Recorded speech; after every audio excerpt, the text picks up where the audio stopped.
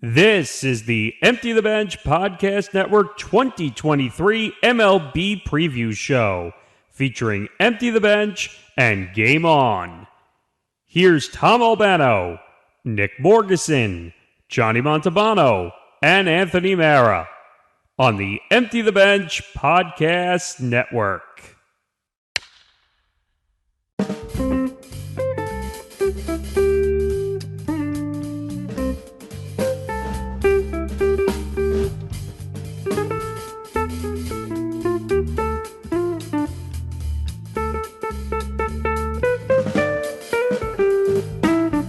All right, here we go. It's the MLB Preview Show. It's the beginning of the year as we look forward to baseball. Here we go. Tom Albano, Nick Morgasen, Anthony Marra, Johnny Montalbano. Here we go. Are we looking forward to baseball? I don't know. Hell yes. Yes and no. I mean, yes, Yeah. because it's always it's a nice thing to talk about. Also because the weather gets nicer.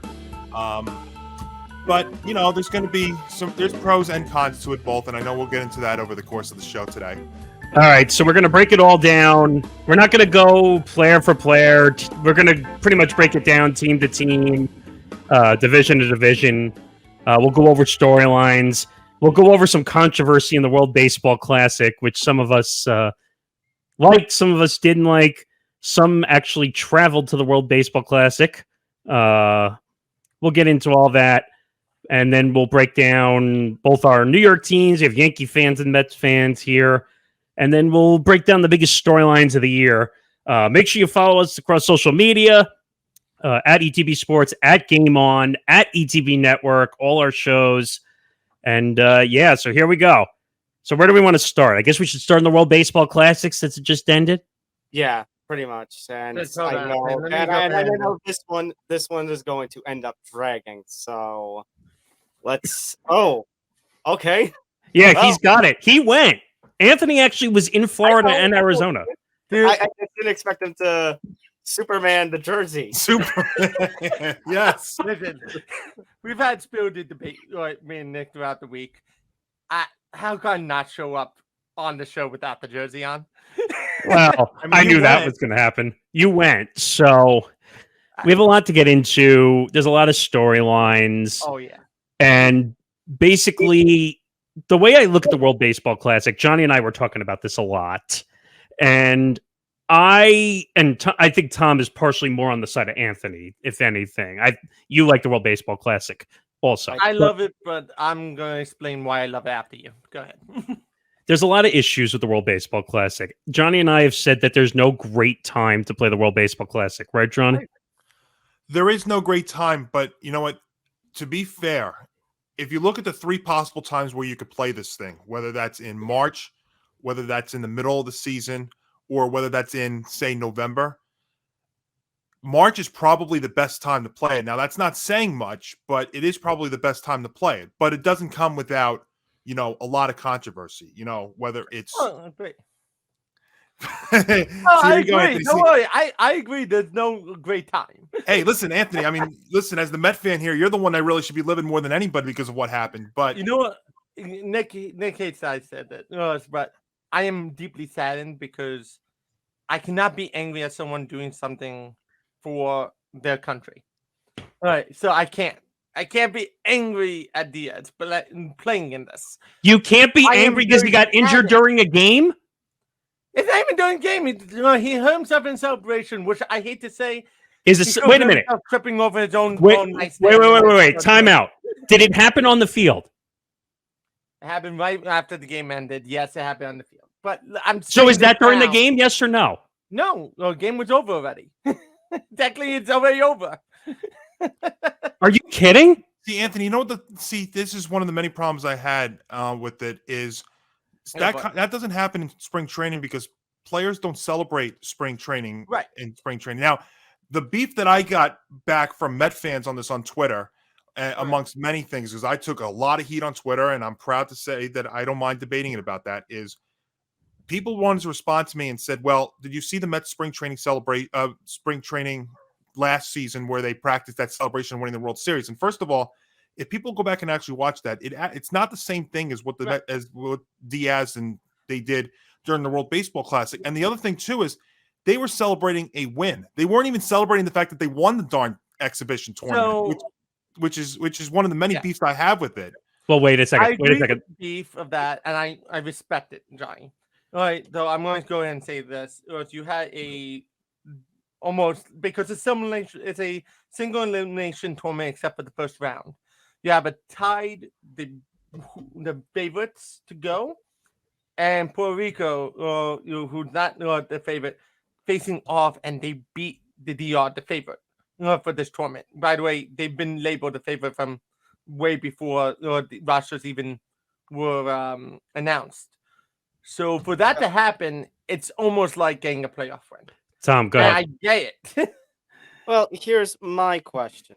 And yes, I think maybe the celebration a little excessive for a pool play game, and not a knockout stage.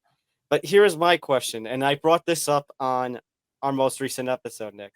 That knee, the fact that it was injured while jumping up and down, it's like it doesn't make sense to me that it would be injured up and down. So here's my question with the Met fan criticism: is that was it from that, or was that knee, like if it wasn't happening in the World Baseball Classic, was it going to happen the second or third time he took it out? Was that knee going? There are rumors that knee was going. His leg was already damaged. That it may have been a lingering thing, and that was just the final. No, but Anthony, if that's the case, then why is he even playing in the tournament? Thank you. Someone finally said it. Here's like beef number 2 out of 1,000 I have with this. These guys, Edwin Diaz, who just got what was it, a 5-year contract worth $102 million. He's getting paid by the Mets. He's not getting paid by the World Baseball Classic. So, like, then everybody's talking. Then Brandon Nimmo's injury happens, and it looks like he's actually going to make the opening day roster, which is great. I'm very happy about Brandon Nimmo gets injured on the Mets. Edwin Diaz gets hurt playing at the World Baseball Classic, where he's not getting paid his $102 million. It's the same thing I had with Gavin Lux versus Freddie Freeman. Johnny, Johnny, okay, John, no, Anthony, but then, okay, if that's the case, then where shouldn't these guys be taking physicals before they? That's what I said. That's what I said. I wouldn't mind that. To be honest with you, if you want to do a physical, fine, but owners do have the right to say no to some players. But then why did you fight me on that then? Because they want to keep the players happy, because if the players are passionate and happy, they're hungrier for the season. Stop it. So that's really helps. Anthony, are you then suggesting maybe the Mets could have known something about that knee and let him go anyway? No, I don't. I think something. Anthony, personally, I don't know what's going on with the knee. I didn't hear anything. I'm not saying you did. So I'm not saying you did. I'm of the mind that he get injured it then, and it's not a lingering injury. Now, if it was a lingering injury, that's on the Mets. I was going to say then because they said no to Marte. They literally said to Monte, listen, we know you want to play, but you just got surgery. But that doesn't make any sense. If they said no to no. But if they said no to Marte, why did they say yes to Diaz then? Well, that's the thing. But if Diaz was healthy and there was no sign of anything, then yeah, of course you go. Yeah, but Tom, McNeil, Alonso, they all go. But Marte just had shoulder surgery. But wait a minute, he wasn't gonna go. Tom said this on the last episode of Empty the Bench as well, that you said a doctor had supposedly reported that his knee was already damaged before he really went, right? Well, so I can't defend that, and he shouldn't have played. But if it's actually was that issue, but if it wasn't known. Okay, but you need to stop with the pride BS, because it has nothing to do with that. Wait. I am not going to, right now, I'm going to say this now. If you do something for your country, charity drive, wait a minute. Game. I don't care. We're talking about baseball. Amazing. Actually, country pride is a different thing than Major League Baseball. Okay. Major League Baseball, you playing for the pride of every year you get compete. No, that's not true. Pride every 4 years to compete for your country. Anthony, why do these guys play baseball? Do they play for pride or they play for money? Oh, dude, you play for money, but the passion gets you the money, and you want Anthony. to be passionate. And they're passionate in playing in this tournament. Anthony, these guys wouldn't play baseball if they weren't being paid. But the only reason they got paid is their passion and their skill. And the only way you get your skill more or sharpening your skill is how much passion you have for the game. So what Anthony's hitting at, though, and this is another thing that came up during the Classic, was, did you guys see that video of the Dominican Republic players being asked, would they rather win a World Baseball Classic or a World Series? And the far majority of them said they'd rather win the World Baseball Classic than the World Series. If that is indeed the case, then this goes all the way back to something that we've documented on Empty the Bench, on Game On these specials for eons now. And that is the fault of Rob Manfred, who has literally destroyed this game. And for instance, because if your players actually want to win a World Baseball Classic and the World Series, then what does that say about the state of Major League Baseball as we enter opening day this week? Wait a minute. I have two things to actually. Before you say that, Nick, I have two things though. Wait. Before you say that, it's the famous saying that Tom says about the World Baseball trophy, World Series trophy. The man who once called the World Series trophy a piece of metal. Piece of tin. But yeah, or piece of metal, whichever. It doesn't matter. I got two things about that, and I'm going to put it two ways. All right.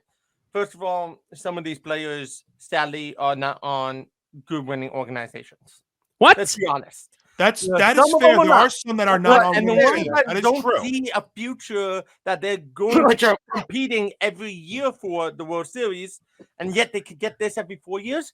Of course they won't. But that's irrelevant. But that has nothing to do with the Classic. That's irrelevant. What organization they played for? That's the point of view. Watch one. Two. All right. They play for the World Series every single year. It's just as special. But there is a representation of their country, and there's a pride that they can hold. And on basically, they could, if they win, they have it for 4 years, and they can maybe go more. Look at Japan, won 3 of these. Who cares? And they have more. The Asian influence of baseball grew so much more every year time. What's next? Are you going to say that 97% of households in Japan watch the World Baseball Classic? Is that what you're going to say? No, man, they all watch World Baseball Classic and Major League Baseball. But when Ohtani's not in the playoffs, they stop watching. Okay, whose fault? That's the Angels organization. They stop watching. Go blame Artie Moreno for not bringing in the proper pieces. The owners on that one, on Artie Moreno and any small owner that doesn't put together a good solid system. And one more thing, because Johnny and Tom have talked about this, and I brought it up as well. They didn't market their best player, Rob Manfred, for the longest time, and Mike Trout. Because guess what? Rob Manfred, came out and said, you need to go market yourself better. Now, I'm going to say this now, okay? And this is an opportunity for Rob Manfred to make amends. Listen. Make amends to how poorly he marketed Ohtani. And That's never going to happen. Well, this is a chance, because that final out, they should be pumping. It wasn't that big of a deal. Advertisements like crazy. No, they're not going to. Bring out the 2 best players Anthony. of baseball. Anthony, they did try to do that because MLB's Twitter, social media account, and their website put it out a video and said relive the epic at bat, which was a 3-pitch at bat that Trout swung and missed twice on. It's not an epic at bat when it's a 1-run game with 2 out and nobody on in the 9th inning. I'm sorry, it's not epic. We got double. My thing is not that I get if you really want to rip out everything, but if you look at this is a chance you could now take these 2 the stars and just advertise them. You don't have to advertise Anthony. Wait a minute. Hold on. Now you can advertise. You're talking about Rob Manfred. Hold on, Anthony. Shohei Ohtani's been around for how many years now? Oh, I agree, and I think it's been a shit job. 6 years. 6 years. Yeah. He's been around for 6 years. How much advertising have they done for Ohtani? Only his first 2 years, and that was it. I tell you, first 2 years, MLB Network was exploding about him every moment they can. After that, they stopped advertising him, and that is a mistake. And I think that was a big mistake. They didn't do a great job with Trout either. I think that was a huge mistake. MLB Network is the one good thing in baseball that there is right now. They do their job, but it doesn't translate into the actual league. And I understand that, the World Baseball Classic had record attendance, that you were there, record social media, record merchandise. I get that. And But who record cares? ratings, but and record ratings, but you know what? Now let's get and that is a great thing, but you know what? It's only really a great thing if it translates into the regular season, in my opinion. Now, because otherwise, you know, this sport's dead. That's what it comes down to. You don't see this. You know, you don't see this in football. You don't see this in basketball. You don't see this in hockey. I mean, that's what it comes down to. So let me. I want to address that actually, and going back to the other interviews that's been happening for Ohtani, Trout, P. Alonso. These guys are saying that it was so addicting that this playoffs atmosphere. We can't wait for the World Series. Anthony, they're all Anthony. Saying, I can't wait to play now in the playoffs this year. And Anthony, they're hungrier and they're pushing more. It's on every 4 years. They always had the passion. They've been trying to get there. Now they had a little taste of it before season. I'm actually excited to see what they're going on. Anthony. It's on every 4 years. You shouldn't be having. Wait a minute. Time out. Time out. Players are saying, listen, they're saying that they can't wait for playoffs now. They can't wait to hit the World Series. They can't wait. I hope they're trying as hard during the season like they did in the World Baseball Classic. Anthony, the reason that they have to hold this dumb event every 4 years, and Tom and I talked about this last episode, because the IOC and the MLB and MLBPA couldn't come to an agreement to let their players play. I agree. I'm not even going, and that was during Buster Lake's time. Don't forget. So yes, I agree. Right, but listen, here's also another thing. Okay, I'm going to go ahead and put this. This is also. There are other storylines other than the injury storylines, other than the USA against Japan storylines. There's actually other storylines that are quite interesting that I find more poetic that came about this tournament. The Czech Republic had one ex-major leaguer on it, Eric Sogard. You know what their team was full of? What? That is true. That they're policemen, guys, firefighters, doctors, surgeons, teachers. I find that poetic because I find baseball to be a service sport. It's a service. It was either gives you distraction. It leads to breaking boundaries. It's like there is so much, and to have a team made up of these service people, I thought that was quite poetic. And not only that, they won one game, which kept them into the World Baseball Classic next time. So the Czech backyard league team come up, win one game against really good players, just to stay ahead, and stay in the next one. MLB now is going to expand into Czech a little more. And my response, and then my response to Johnny about it happening into all this grander coming into the regular season. Unfortunately, yes, the tournament is overseen by Major League Baseball, but after the World Baseball Classic, the KBO, the Nippon League, any of these leagues don't have to deal with a commissioner like Rob Manfred. Agreed. And I want to point out one more statistic, since we were talking about the numbers and the social media. You said 1.3 million, I think, was the number of fans that ended up coming through the gates. Anthony, do you know how many people went through the gates in MLB stadiums last year? Oh, that's different, man. I'm not. No, it's not. Okay, take how many people go through the gates of the playoffs versus the tournament. That's more of 3 weeks versus 8 months is kind of that's a fair comparison.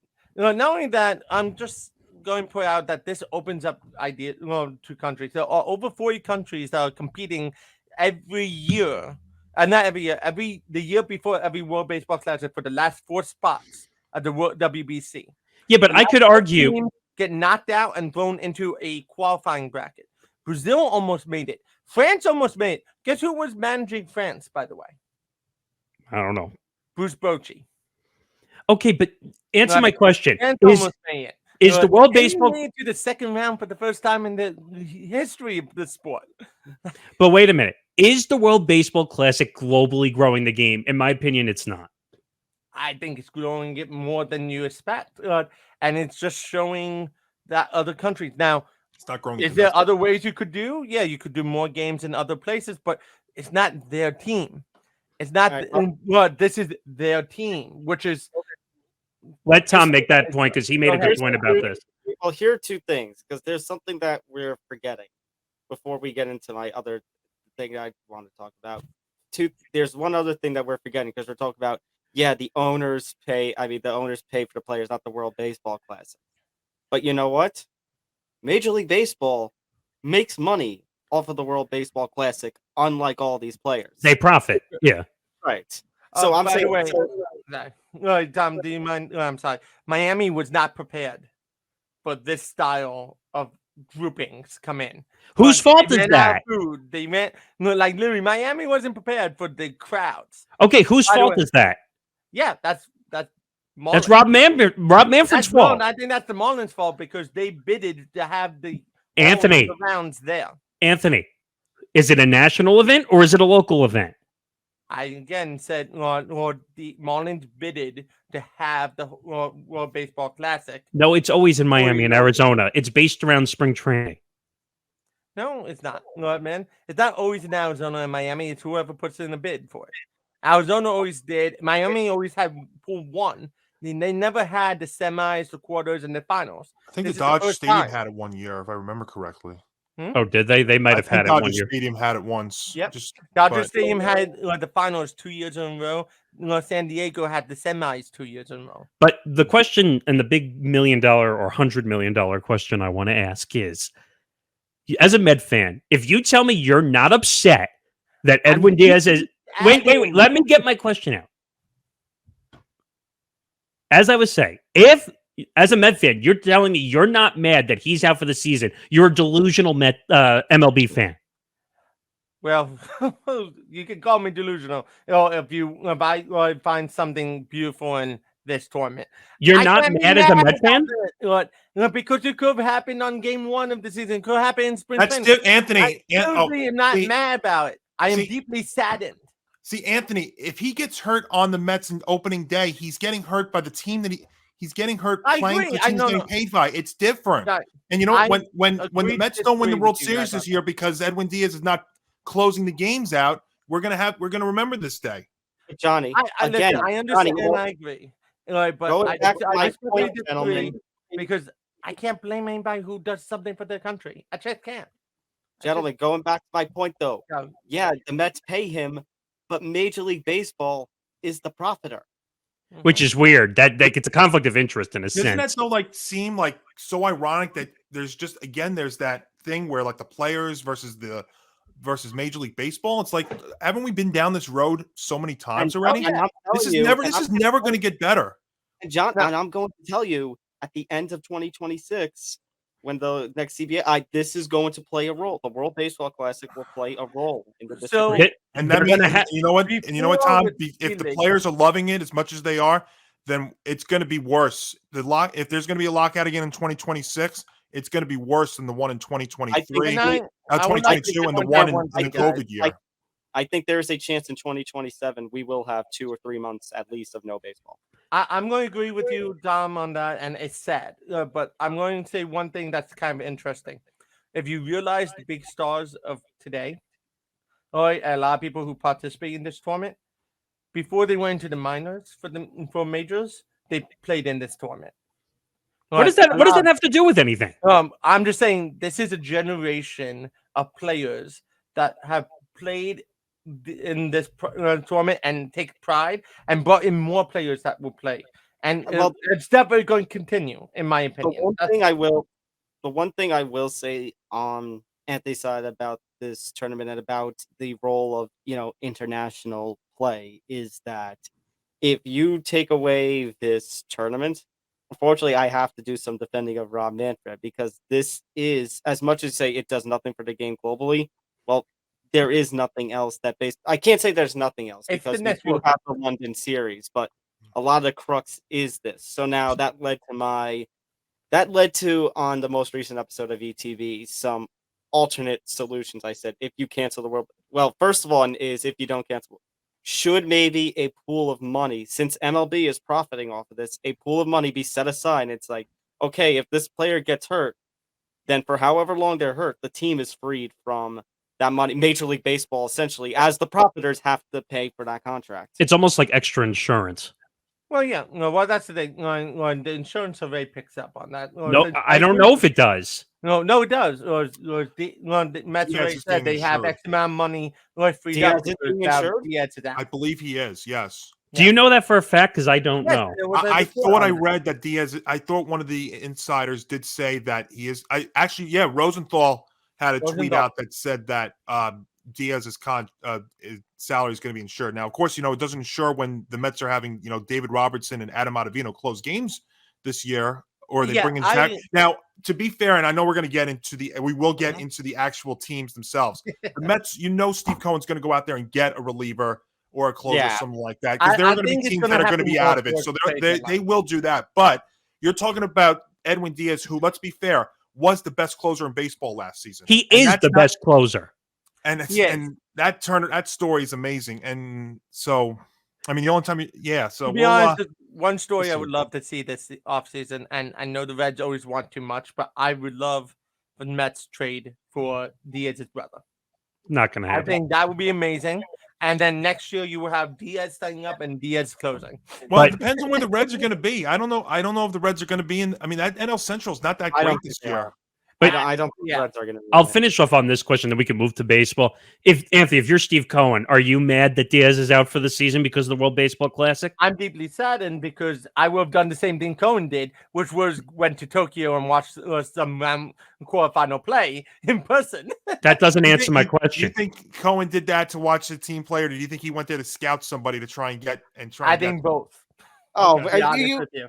I think both. that second's always a given, Johnny. But wait a Second minute. is all- Scouting good ideas always is a given, especially after Japan's 21-year-old that came out flamethrowing in this and doing amazing. The guy's going to get posted in 2 years. But wait a minute. So Wait a minute. posted means he could go anywhere in the world. But you didn't. But wait a minute. You didn't answer my question. If you made $100 million investment in a pitcher and you lost him for the year, are you saying you wouldn't be mad and fuming? Again, what's the situation? If it's this, I'm not mad and fuming because he did something under representation of his country. I cannot be mad of that at all.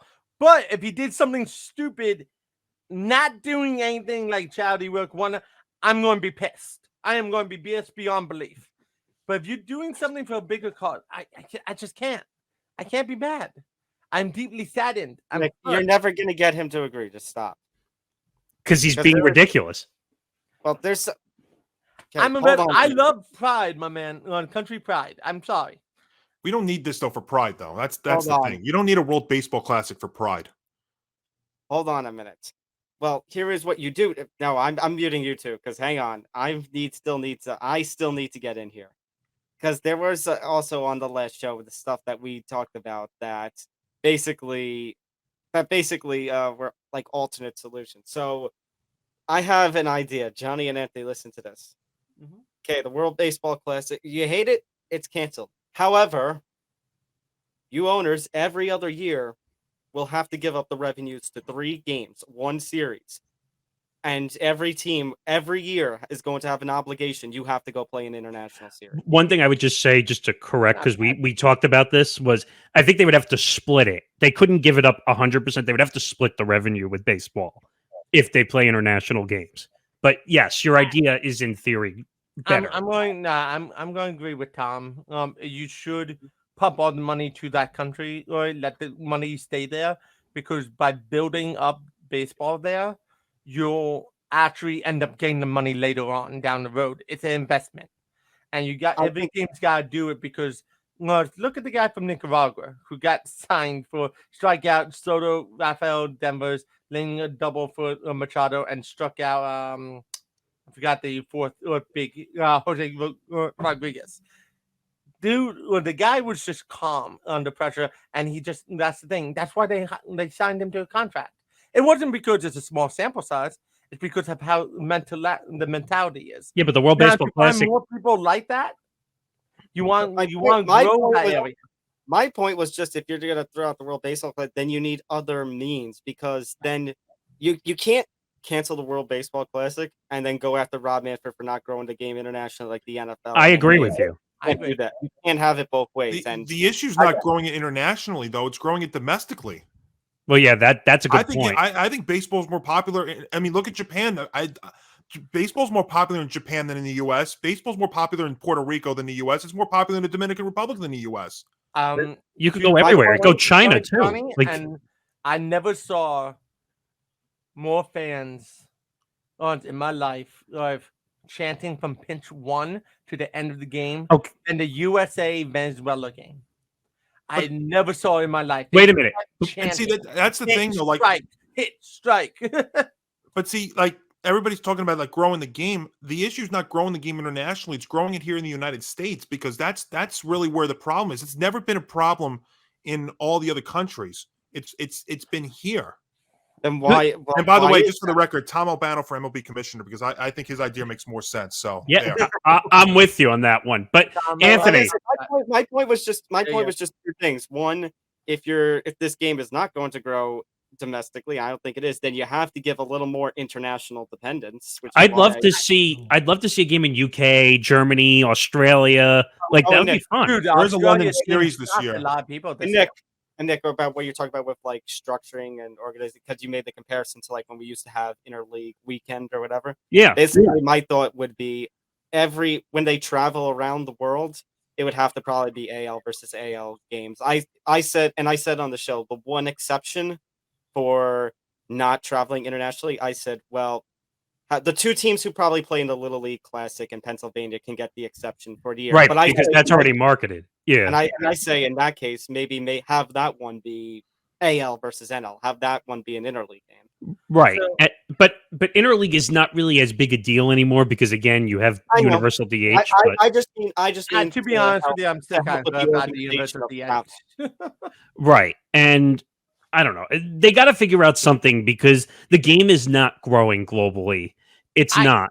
I'm going to disagree. Game is going steady globally, but I agree with Johnny that domestic is a big problem. It's slowing down too much. And I agree with Johnny on that. Good. But I'm going to say, sorry, Tom. Like, what are they doing? What are other leagues doing that is growing that we're having these issues? You know what's funny? Like internationally, I think it's more like soccer. Yeah, I hate to say compared to soccer, but this is trying to be more like soccer right now. Why? With the international tournament or with the I think it's being more like First of all, soccer has a more international fan base than baseball will ever have. I think they're trying to follow. No, guys, my point was like, look at the rules. We're like the stuff we're putting in, like the rules, like the pitch clock to help speed. Oh, I apologize. But you don't see that in Japan or Puerto Rico and anything. See, Tom nailed it right there. That's part of the problem. That is it. And this game now is fundamental, and we're going to get to it. This game is fundamentally changed and is going to change this year. And I don't think it's going to change for the better. And it may take time, but it's not going to get off to a good start. Can I agree that it's changed too much? And I hate to say this. This goes back to the big forcing change instead of letting it naturally change. Like 90s to early 2000s, hit the other way, beat whatnot. There was no major shifting. See, now it's all about home run. Anthony, see, now we're sharing a brain here. Now we're talking. You know what those international players do that they don't do in the U.S.? It's fundamental stuff. You know, the way that they hit, the way that they pitch. The thing with these rule changes and I guess we could transition. The thing that these rule changes are happening this year is they don't change the fact that the pitchers will not go third time through the order, that they will not go the full distance, that batters will still strike out north of 200 times, that they'll swing for the fences. That's what banning of the shift. Take the long ball into basically the long ball changed the thing. People started paying more for the long ball instead of the storm base, more for the long ball instead of the double, more for the long ball instead of the big arm. I'm just going to say this now. But wait a second. Wait a second. We coddle these players to death. That's why pitchers are not going past second time in the order. Well, that's true too.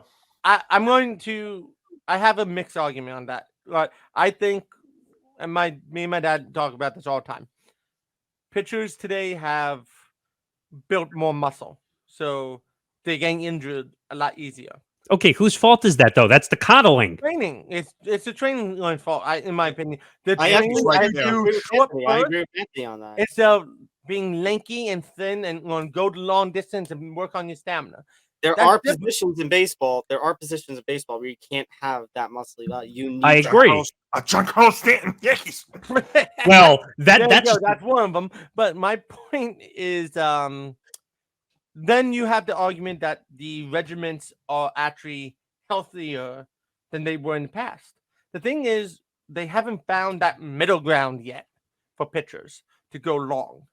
They went from lanky and speed and stamina to short, strong, and fast. Like short, strong, and easy to hit. They need to pull that back a little bit.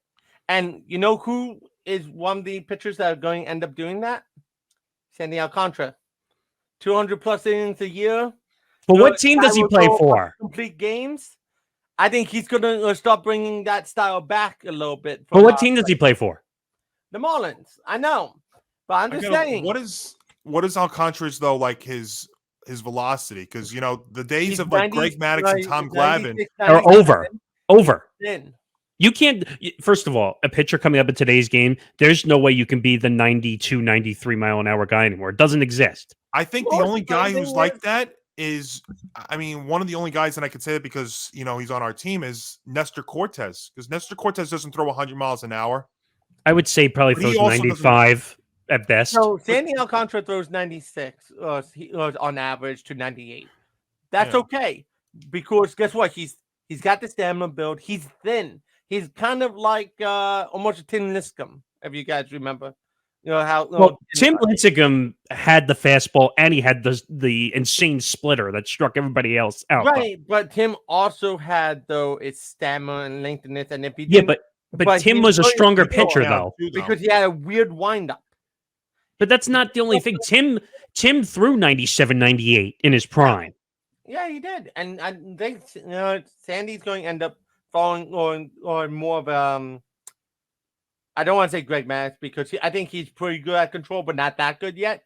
But I think Sandy, when he gets older and he loses that stuff, I think he still could throw, 2 or better, and I think he could be the next 300 game winner. Let's be careful with that. But I know it's a big if, but I would say Greg Maddux had probably the all-time number 1 two-seam fastball dotting of all time. How hard did he throw? But it doesn't matter. You have to throw hard. That's the thing he spotted. I'm saying his two-seam fastball. If you don't have the stuff, wait a minute. You know how to spot it. Wait a minute. Greg Max's two-seam fastball, Mariano Rivera's cutter. 2 of the best pitchers of all time. They didn't throw 97, 98. They did, but not when they were older. No, but my point is they knew how to dot. Bingo. And not a lot of players know how to pitch anymore. Sandy understands pitching. Jacob deGrom understood pitching. The problem is deGrom's always this way. Let me put it this way. Let me put it in a different way. Do you think maybe pitchers depend a little too much more now on their catchers framing a pitch?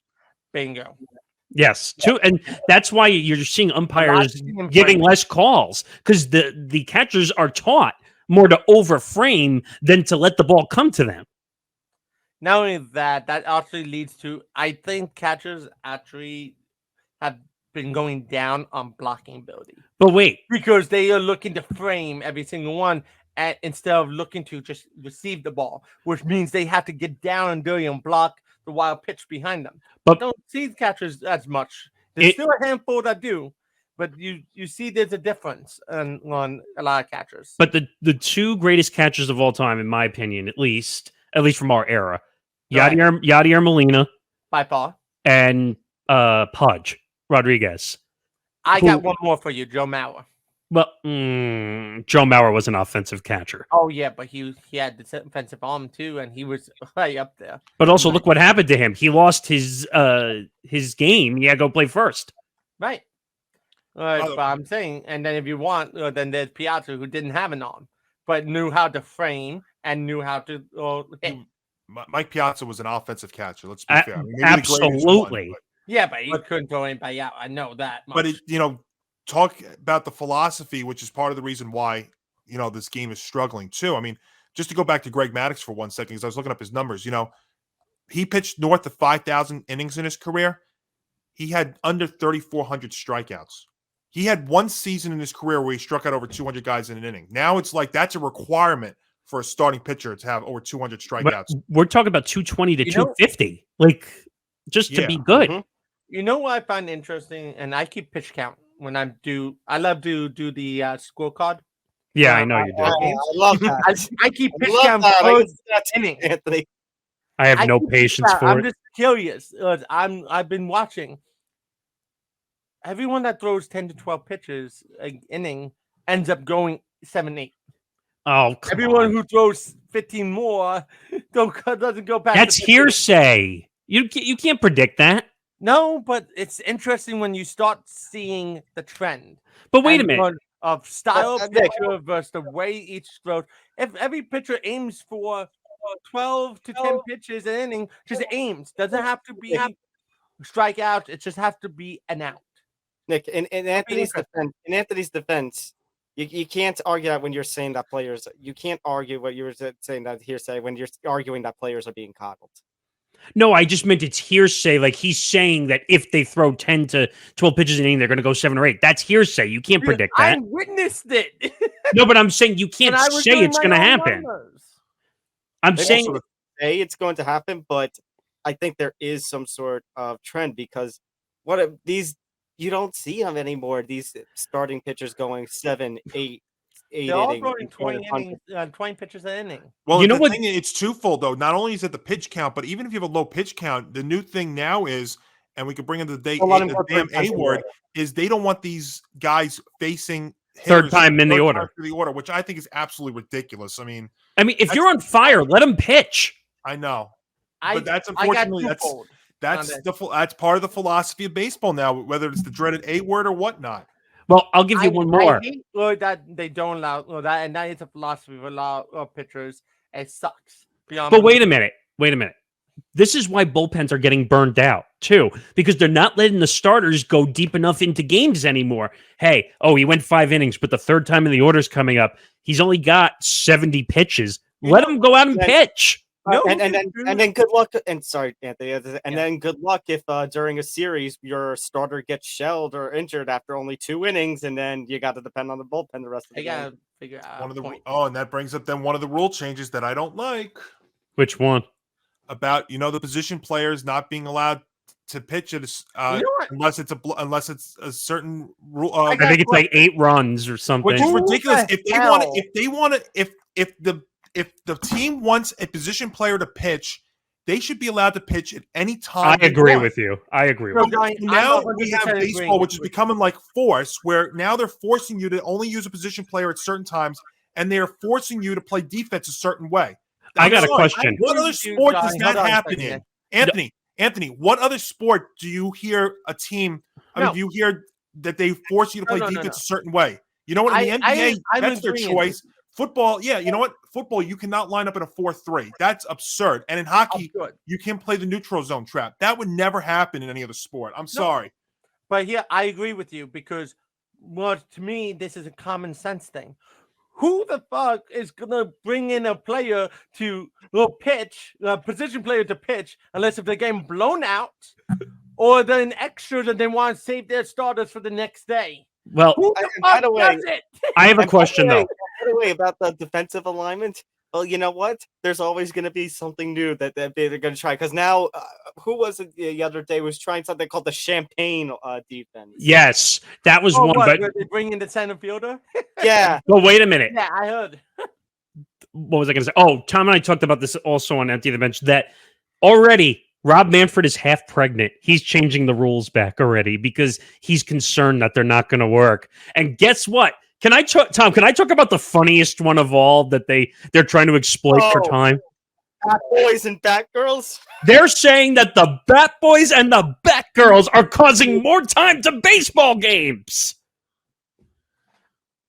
They're not quick enough. Bullshit.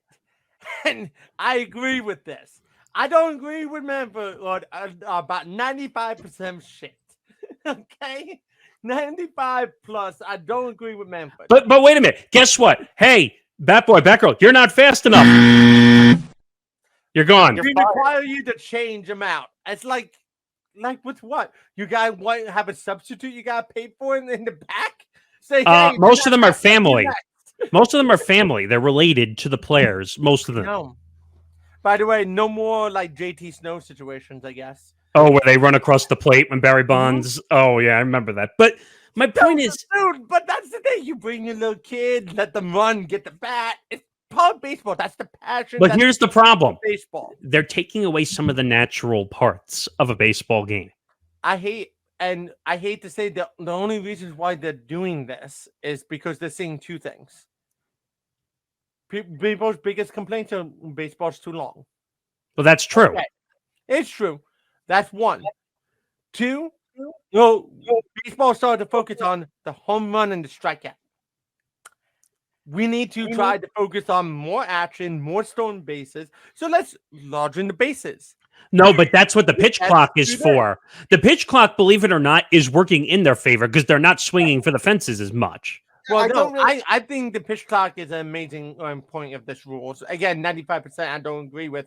But pitch clock I do. Bigger bases, I don't.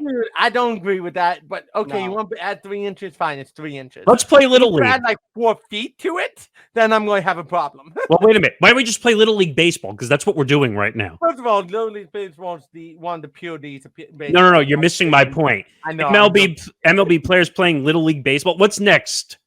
Well, but again, you talk about all these different like rule changes and the ridiculousness of some of them, like the pitch clock. Okay, pitch clock's starting to win me over a little bit. It's practical, but when you're talking about the banning of certain defense, you're talking about enlarging certain bases. You know, I hate bringing up the world base because I know we're done with that argument. But when Anthony is arguing about passion and stuff, about players having more passion for the game, look at the commissioner, look at these rule changes, and tell me why they're suffering, why there's no passion, why they're playing more towards the money. Well, and that's true. And the one thing I will debate also about the defense, and I know Johnny and Anthony, maybe even Tom, don't agree with me on this. I'm fine if they want to play all over the infield. I have no problem with that. I don't agree with putting what I like to call an infielder, outfielder 50 feet out in the grass. That I think is ridiculous. But that should be their choice, though. Now, I agree with John, but I'm going to say this now. You want to play like anyone, anywhere you can. Hell, but there should be a footage back. You want to put them 20 feet? 20 feet under, around, not 20 feet, maybe like 10 feet around the infield? That's still infield. No, Anthony, there should be no restrictions. You know what? If you don't want that to happen, then you know what? Learn and go the other way. You know, bunt and get on base. That's what it should be. But by the way, because Rob Manfred listens to the Joey Gallos of the world, that's why we have situations like this. Joey Gallo bitched and moaned more than any other player in baseball about this. That one I agree with you. Right? I mean, but he is the people like him are the reason why we have this. Mark Teixeira, anybody? I want to give you a hug. Mark first of all, Mark Teixeira was a hell of a lot better player. Yeah, but Mark Teixeira pulled more than any first baseman I've ever seen. Yeah, but he also had 300 averages. Joey Gallo takes him 3 years to get 300 hits. So. Guys, I compare what they're talking about with like defenses and stuff and the banning to kids as they're going through school and they get more technology and trying to find ways about cheating stuff. Like what I just said before. Okay, we're gonna ban the shift. Okay, we'll bring the center field left fielder saying we'll do a champagne glass defense. Well, that's another reason why it shouldn't have happened. And now here's my thing. How do you ban putting an infielder into the outfield? They're drawing lines. The outfielder basically into the infield. Anthony. How can you ban that? You got to do both ways. Go ahead, Tom.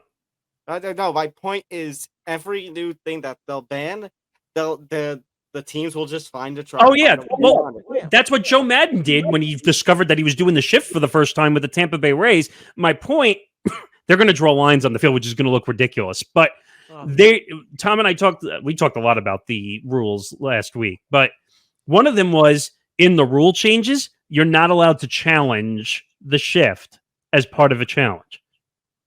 So they're taking that out. So if you shift, you cannot challenge if someone's off shift. Bullshit. Well, No, because I understand why. No, because I understand why they're doing it, because every time you could purposely challenge and say someone's out of the shift. But Nick, there is also the hypocrisy of, oh yeah, it's the Bat Boys and Bat Girls, and they got to be speedy versus every umpire. Hey, this call that should take 30 to 60 seconds, let's take 2 or 3 minutes. No, that one, you're 100% right. 100% right on that one. The umpires deserve shit because they take forever with instant replay. You know what I like? I like the pitch comms. So do I. I like the pitch comms. I like that umpires was having like an NFL type of deal. Well, they wear the earpiece now. I like that. That's Rob nice. Manfred was late to that too. That's better. I also like the fact that they announce the challenges and they tell us what's going on. Yeah. They had to. Again, Manfred was behind the times on that one as well. But there's a lot of things that need to change. A lot. And we have a lot of issues coming up. And again, I think we got to get on top of it already because we think there's another lockout coming. The only way to properly bring back old school baseball. It's not going to happen. With new school techniques, I should say. That's being half pregnant. You get rid of the band on the shift, let them start learning to hit the other way. Not going to happen. Play out. Anthony. Guess what? The Royals and the Diamondbacks, these speedy teams that are younger, Anthony, they have a better chance to beat you. What? Oh, I see what just came in. But my point is, what makes profit? Hits the other way or home runs? I'm not agreeing that it's the right thing, but what makes the profit? But home runs make more profits. Hold on a minute. You want an old school, new school mix? I think I have an idea. Oh, there it is. It's back. Well, it returned last week on our show. Oh my gosh. You know I love this. You know I love that. See, there's an exception. So the XFL is not better than the NFL, but the XLB might be better than MLB. I mean, it's a good point, but the XLB may actually be purely international. Who knows? But you know what, though? You know what I consider baseball right now? This is what I consider baseball right now.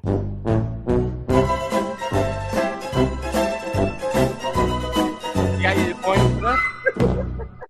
No, Nick. I think you're one in our soundboard. I think you're one button off. I think it's this.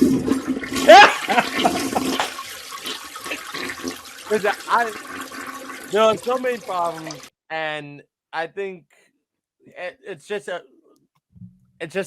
playing to coddling, and USA's been doing that, sadly, on not only baseball but throughout a million different topics.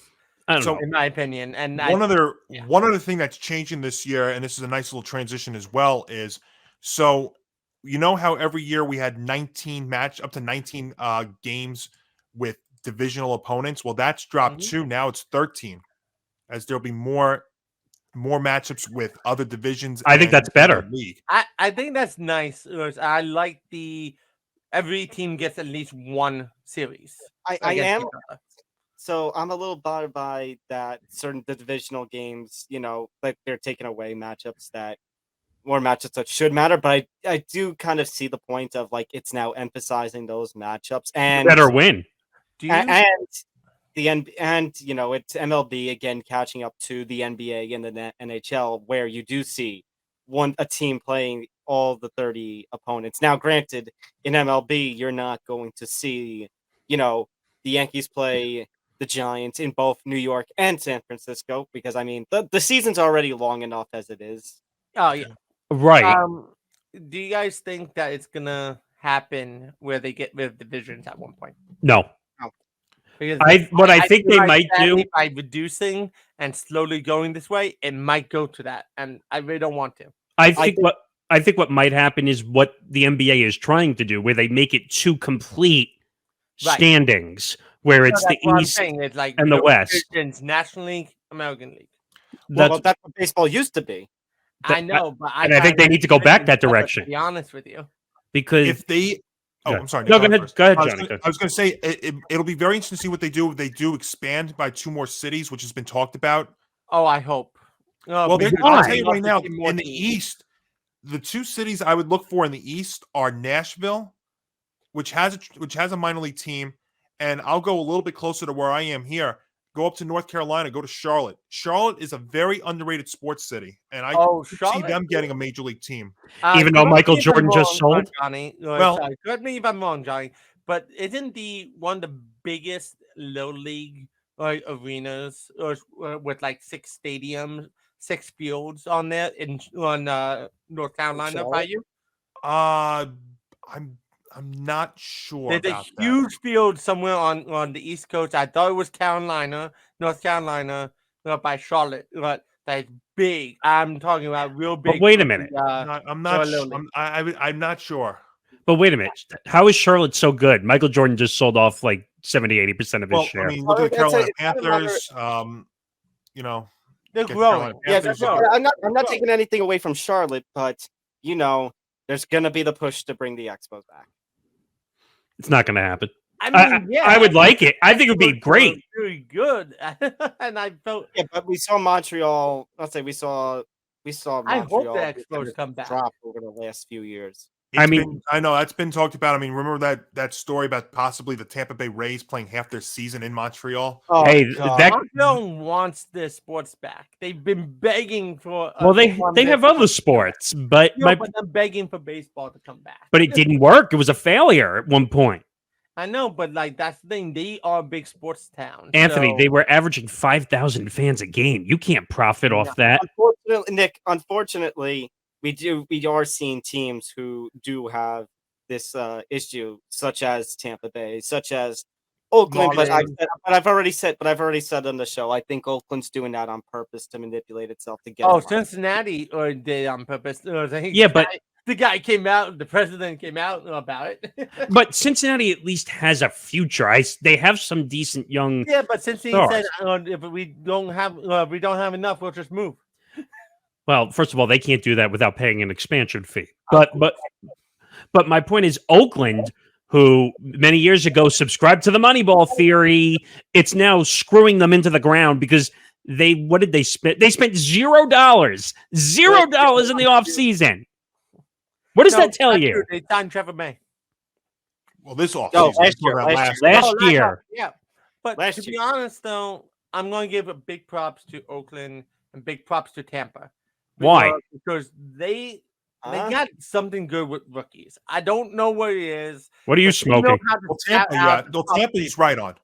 Tampa Bay does more with less than any other team in baseball and almost in sports. Oakland had at one time. They haven't been good the last few years. Wait a minute. Rookies how many trade deadlines in a row have they traded their young stars? No, I agree. But I'm saying is Oakland at one point. Yeah, but they won. But Nick, they won the most important trade, trading Frankie Montas to us. Oh God! And Lou Trevino. Both injured. And they're both hurt. But I'm just saying is listen, on some of these clubs actually are interested. Even Baltimore Orioles, I'm giving them. I thought they were in dumps for years, but that new scouting group brought in for the last 4 years, brought in really great pieces. Hey, wait a minute. That was great. Wait a minute. Hey, Anthony, you and I should go to Oakland. We can afford the tickets since they're going to be so cheap, and you can sit wherever you want. Dude, you know when I'm in Miami, you know what they said on behind home plate? You know how much it is? Oh, it was probably, what, 180? $12. What? Literally, my friend told me he could pay $12 to be behind a Miami game as long as they're not playing Yankees or the Mets. But that doesn't. But you know what? They also said too that's that. But you still have to pay your airfare and your hotel, and that's where you still breaking. Well, no, Anthony would just drive to Florida because he's crazy enough to. Oh, dude, I would love a road trip. It might be better off doing that. I don't know, but we'll pick you up, Johnny, on the way down. All right, I think we're entering the second hour here. I think we gotta. Let's talk some baseball. Let's talk about the teams. Let's actually try and forget about all the issues in the sport. And all right, let's do it. Let's do it traditional ETV show style. We'll go from west to east, go with the National League, and then go into the American League for each one. So let's start with the NL West. And gentlemen, I think this is a division of two teams like it was last year, the Padres and the Dodgers. Yeah, this is pretty simple. I mean, the Dodgers, well, they have some injury issues. Freddie Freeman being one, getting hurt in WBC. Yes, I'm pointing that out. But their pitching is kind of questionable. Hey, the Padres are going to be without Fernando Tatis for another 20 games. You're welcome. Yeah. Hey, listen. I do think it's the Padres and Dodgers. That's pretty much hand down. But I'm going to tell you a sneak team that I would not underestimate this year because of these new rules really do play for them better than most teams. And I'm going to say the sneak team is Arizona Diamondbacks. They have a young core that's very speedy. They have some power in that, and they have some okay pitching. So I'm going to say watch out for Diamondbacks. Don't think they're going to make it, but they're definitely going to make an interesting season. Anthony, I'll agree with you on something like like Corbin Carroll, who I think is. They just signed him to an 8-year deal too. Yeah. Alex I think I know Corbin Carroll. You know, they gave him that contract, which is nuts considering he hasn't played a month in Major League Baseball. But I do think he has the ability to be this year's National League Rookie of the Year. Christian Walker is absolutely underrated as a first baseman. I agree with you that they have certain pieces. Alex Thompson too, in the outfield. Yeah, but still, I still don't know if they even get past the Giants. And the Giants, Sports Illustrated projects to be about a 500 team, which I think is pretty accurate. What's their pitching? They don't have any. Madison Bumgarner, who's been like almost in the rocking chair. Logan Webb, who's going to get the nod on opening day against the Yanks, is pretty good. Yeah, that'll be the Giants. Diamondbacks, Johnny. I thought you were talking about the Giants. I'm sorry. No, what's the Zach Autry and I forgot the other guy's name. But again, the pitching is still something to work out. But I'm just saying, this is going to be an interesting team. I'm not saying they're going to be second, third. I'm just going to say watch. It's going to make an interesting year. You want the over/under? I have it. Okay. For the 5 NL West teams? Okay. Yeah, so you brought up Arizona. Okay. The over/under for Arizona is 74.5. I think they're going to be closer to 500, but I don't know. I don't think they're going to be built. I don't know if they're going to be built. Believe it or not, but they're going to make it interesting. I think that number is about right. I think that number is about right. 74, 75 wins. Because they don't pitch. They have not had the pitching. Madison Bumgarner, who I said is heading for the rocking chair, was their ace. I agree with you on that one. I'm just saying I think it'll be interesting. The Giants, yeah, I agree with Johnny. They have some interesting pitchers: Logan Webb, Alex Cobb. They got John Mayo. I'm going to watch out for because I think he's going to have a big year for the Giants. So their number's 81.5. I think a little under. I think a little under. How about the Rockies? How about them? Sports Illustrated 63.99. What does the over/under say? 65.5. Yeah, I think that's about right. You're going to get knocked around a bit. I think they just barely by their chin avoid being a 100-loss team. I see it like 64, 98 or something. You know, I'm going to guess this. They're going to go a perfect 62 for 100. Ooh. Oh, so you're saying under? Yeah, under. But I think they're going to be like 62 and 100. The Rockies. I think it's gonna be under, but their ceiling could be 70. I think that's where we are. So, Nick, let's talk about our two teams in question: Dodgers and Padres. All right, the Padres they're over under 93.5, and the Dodgers 96.5, and I think that's kind of high. Yeah, I think that's high. I think they're a 95 team. With their injuries, I think they could win 90 games, as low as 90 games. Like their pitching is a little bit of a question mark, isn't it? Yeah, and actually, I'm always bringing up Sports Illustrated because today I got the Sports Illustrated MLB preview. So, oh wow, Sports Illustrated actually, even though the Dodgers have the best odds to win that division, they have the Padres beating out the Dodgers by 2 games, 96 wins to 94 wins. So that sounds about right. Yeah, I'm tempted to side with them based on I think the Padres are going to win the NL West this year. I think their offense is better. I think this is the year they've been closing the gap. And if you look at remember what the Padres did this offseason, they brought in Bogarts. They're going to get Fernando Tatis back. What is it, like 20 games in?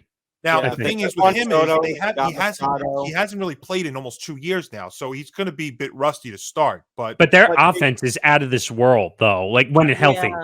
Yeah, I mean, Matt Carpenter is back. I mean, they brought in Matt Carpenter, who had a resurgence with the Yanks. Nelson Cruz is there, so They definitely brought in some good Cronenworth offensive bits to go along with the pieces that they had already. And remember, they got Soto. And remember, if they don't extend Soto, this is a short window for the Padres to do this. Well, they re-signed Darvish. Right, Darvish extended. Yep. Eyes on 2 teams. What's it called? Oh, Cronenworth, who's a great utility guy. I love Jake Cronenworth. Yeah. He's so underrated. It's sad. Who was the first baseman they let go, though? I thought that was a little bit of a disappointment. Josh Bell. I thought they should have brought him back. 2022 was a disappointment. I'm going to put this. Josh Bell, I think, is on the perfect team that he needs to be on right now. I don't know. I thought they should have brought him back. I think he would have been great as a protection piece to Machado and he's Soto. got real big, too much big. Machado's still there too. Yep. Yeah. Let's say that. So we're all agreement. Padres win. Padres win the division. I think the Dodgers, depending on what happens with the NL East, the Dodgers will either be the top wild card or the second wild card. They're both going to compete all year. Those games are going to be fantastic to watch. Those 13 games.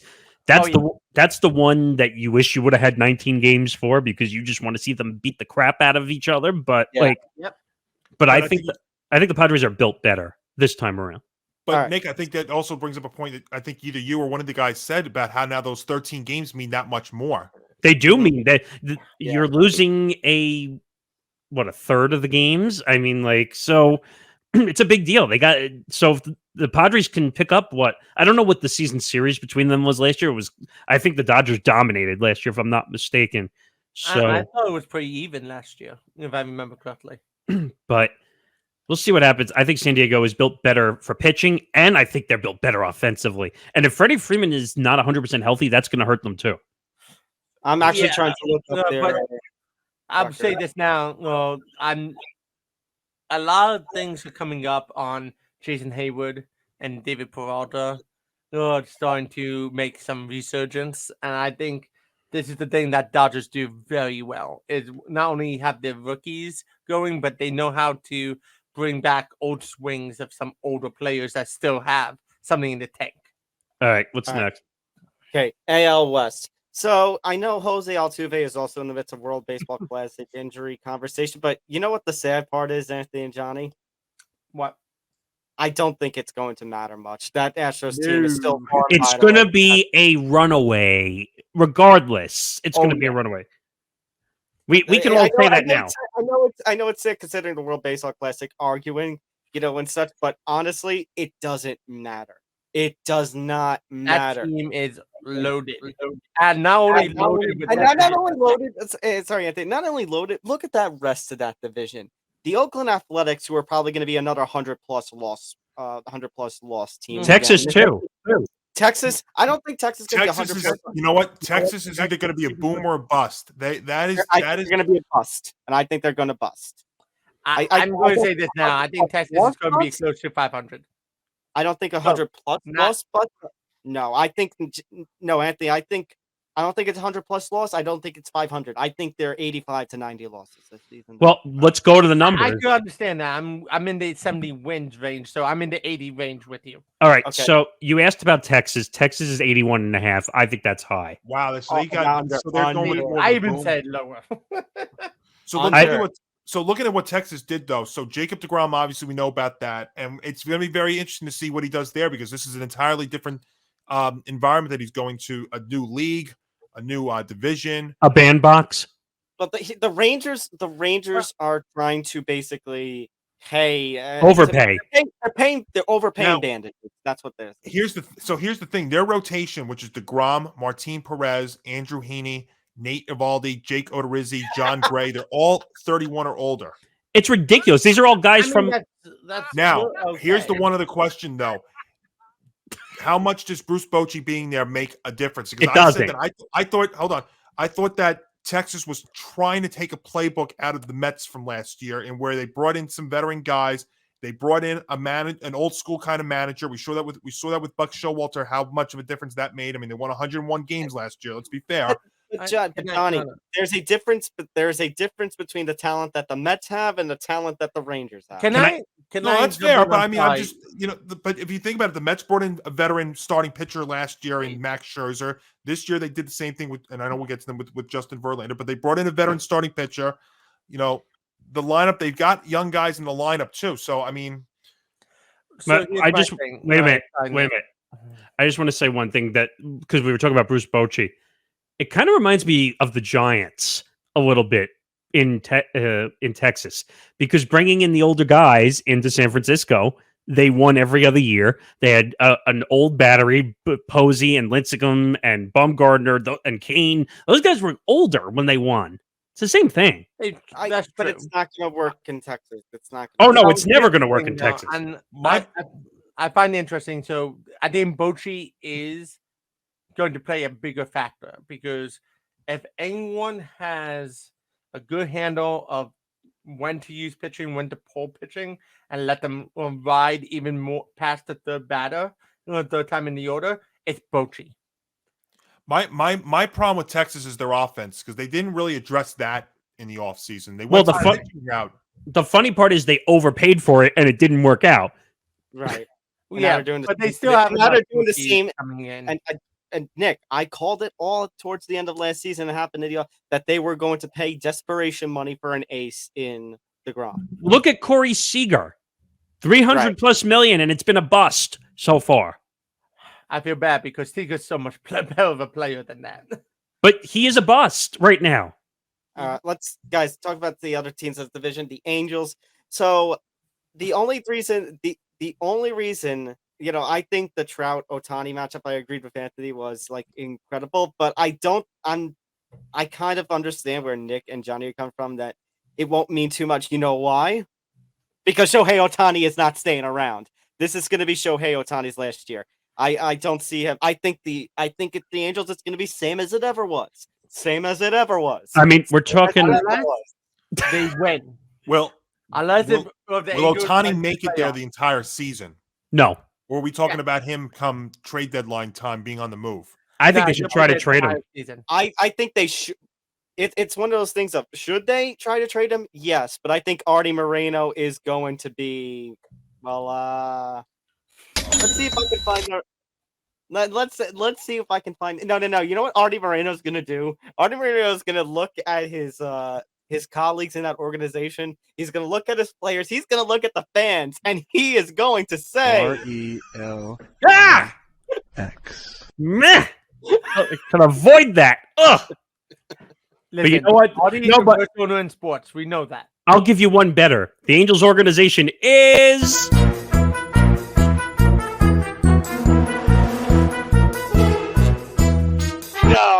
No. Don't Johnny, your question. Music. They don't deserve that. To answer your question, I think Ohtani stays, and I actually think the Angels could be fighting for second. You want to know what the number is? In Seattle. But first of all, what are you smoking right now? I think Sandoval is going to have a good year. I think have a good year. I think Sandoval. Patrick Sandoval is going to be a good year this year pitching. I think Shohei's going to have a good year. You want to know what their number is? Going to do solid. What is it? It's the same as Texas, 81.5. I could actually buy a little over, but I mean, compare with the Mariners and Astros. Anthony, here's my advice to you. Stay off the weed! Listen, Dom, I think they should be fighting for second. This day they'll be second. Is there fighting? But just looking at the rest of the numbers. Here's my take. My take is they will win 83 games. They will miss the playoffs, and they won't trade Shohei Ohtani, and then he will go F off. And it depends on. They'll lose him for nothing. They will lose him for nothing. Where he goes depends. I know the Yankees haven't spent on anybody, and this reminds me of the Garrett Cole thing. He's not going to the Mets. He's coming to the Mets, baby. No, he's not. I think it's one of two things. If he's after the money, he might go to the Mets. But if he still holds himself to those restrictions of I want to be close to Japan, he's going to go to the Dodgers. He's going to go cross town. Oh, I was going to give you one. Dodgers or Giants? No, I'll give you one even that's closer because Seattle. Ooh. Oh, I hope not. That'd be interesting. Luis Castillo, Ohtani, Rodriguez, Ray, like Marco Gonzalez, and Rodriguez. In that What about J-Rod also? I'm talking about the rotation. No, but I meant him and J-Rod being offensive stars. Can you imagine the marketing they could do in Seattle? That team would actually give Houston a run for its money. Seattle would be a contender like every year if that happened, but it's going to cost the team $500 million. So, you gave $5 million, $100 million, no matter what, because it's a two-way player, and when he stops being able to pitch, he still can hit. Nick, speaking of, give me the win totals for Seattle and Houston because that's what the division. All right, Houston, which is we all agree is going to finish in first, 97.5 over under. Over. I'm going 100. I'm going 100 wins flat. Houston slightly under. I think because I'll tell you what, I think the Mariners will close it a little bit. I mean, I still think it's not to say that the Astros are still not the best team in the division. I think they are, but I think look for the Mariners to make things a little bit to make it a little bit closer, and just to debate about the whole Angels Rangers thing. I think the Angels offense is better than the Rangers. I think the Rangers pitching staff is better though.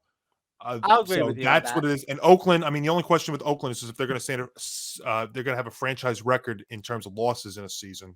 Well, and a franchise record for least amount of fans all time. But yeah. the thing to watch with the Angels is if they get off to a quick start. I was looking at their schedule. So 13 of their first 26 games are against the A's, the Royals, and the Nationals.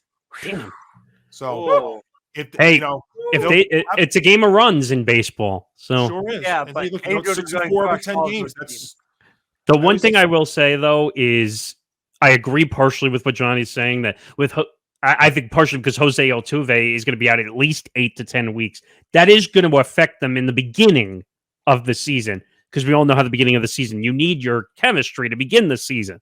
But not the overall picture. Not the overall picture, but they could lose quite a bit of games in the beginning because you need that. I think Abreu does a really good job of setting that lineup. Well, what's Seattle's win over under? 86.5. I'm gonna go over. So I'm gonna over. a little bit over. I'm gonna say Astros win the division. Seattle is the number 2 wild card in the AL. And watch out, they're going to be dangerous. Yeah. Thing is, though, with the Mariners is did they really make a major move though this offseason? I mean, they made moves, but there wasn't that big name guy they got. But they re-signed J-Rod. But that was last season they did that. They re-signed Luis Castillo. But I mean, Teoscar Hernandez is a decent player, but not a stud. Colton Wong is okay, but he's not underrated in my opinion. But I still think they have the ability to be a wild card team. Yes. I agree with you. Yeah. No, I think they close the gap, and I think the Astros take a slight dive. But again, I still think they win the division. I think the Mariners come in second.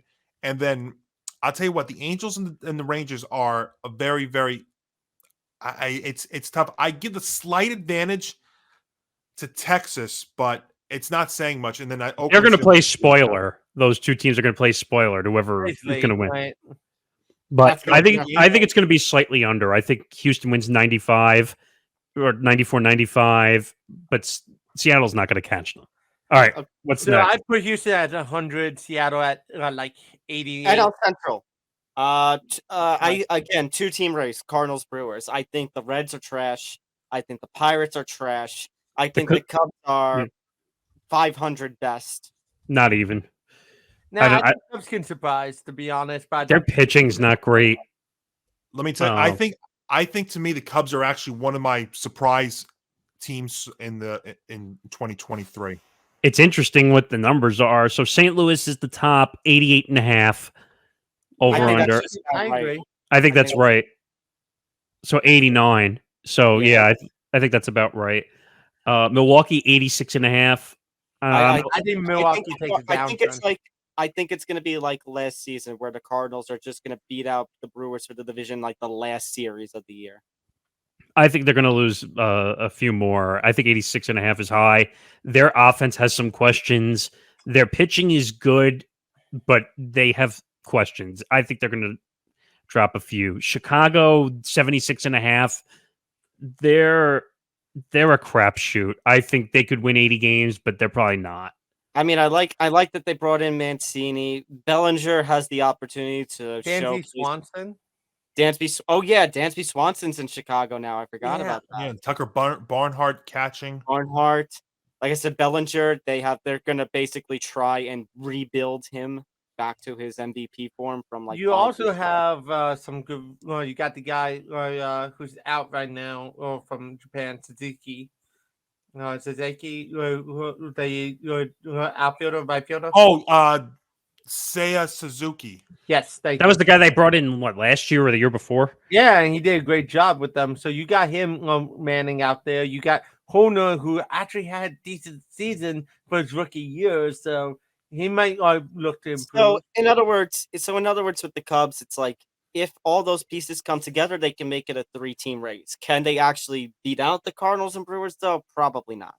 I think Cardinals takes it. I think the Brewers really get knocked down and end up fighting with the Cubs. I think that's what it is. I think the reason why you give the Cardinals the advantage in the NL Central is their 1-2 punch with Arenado and Goldschmidt. That is, I think, what takes them over the top, because the rest of that team, I'm just not so sure on. I mean, the rotation, Wainwright's not there on opening day. Jack Flaherty is always hurt, so the rotation's kind of brittle.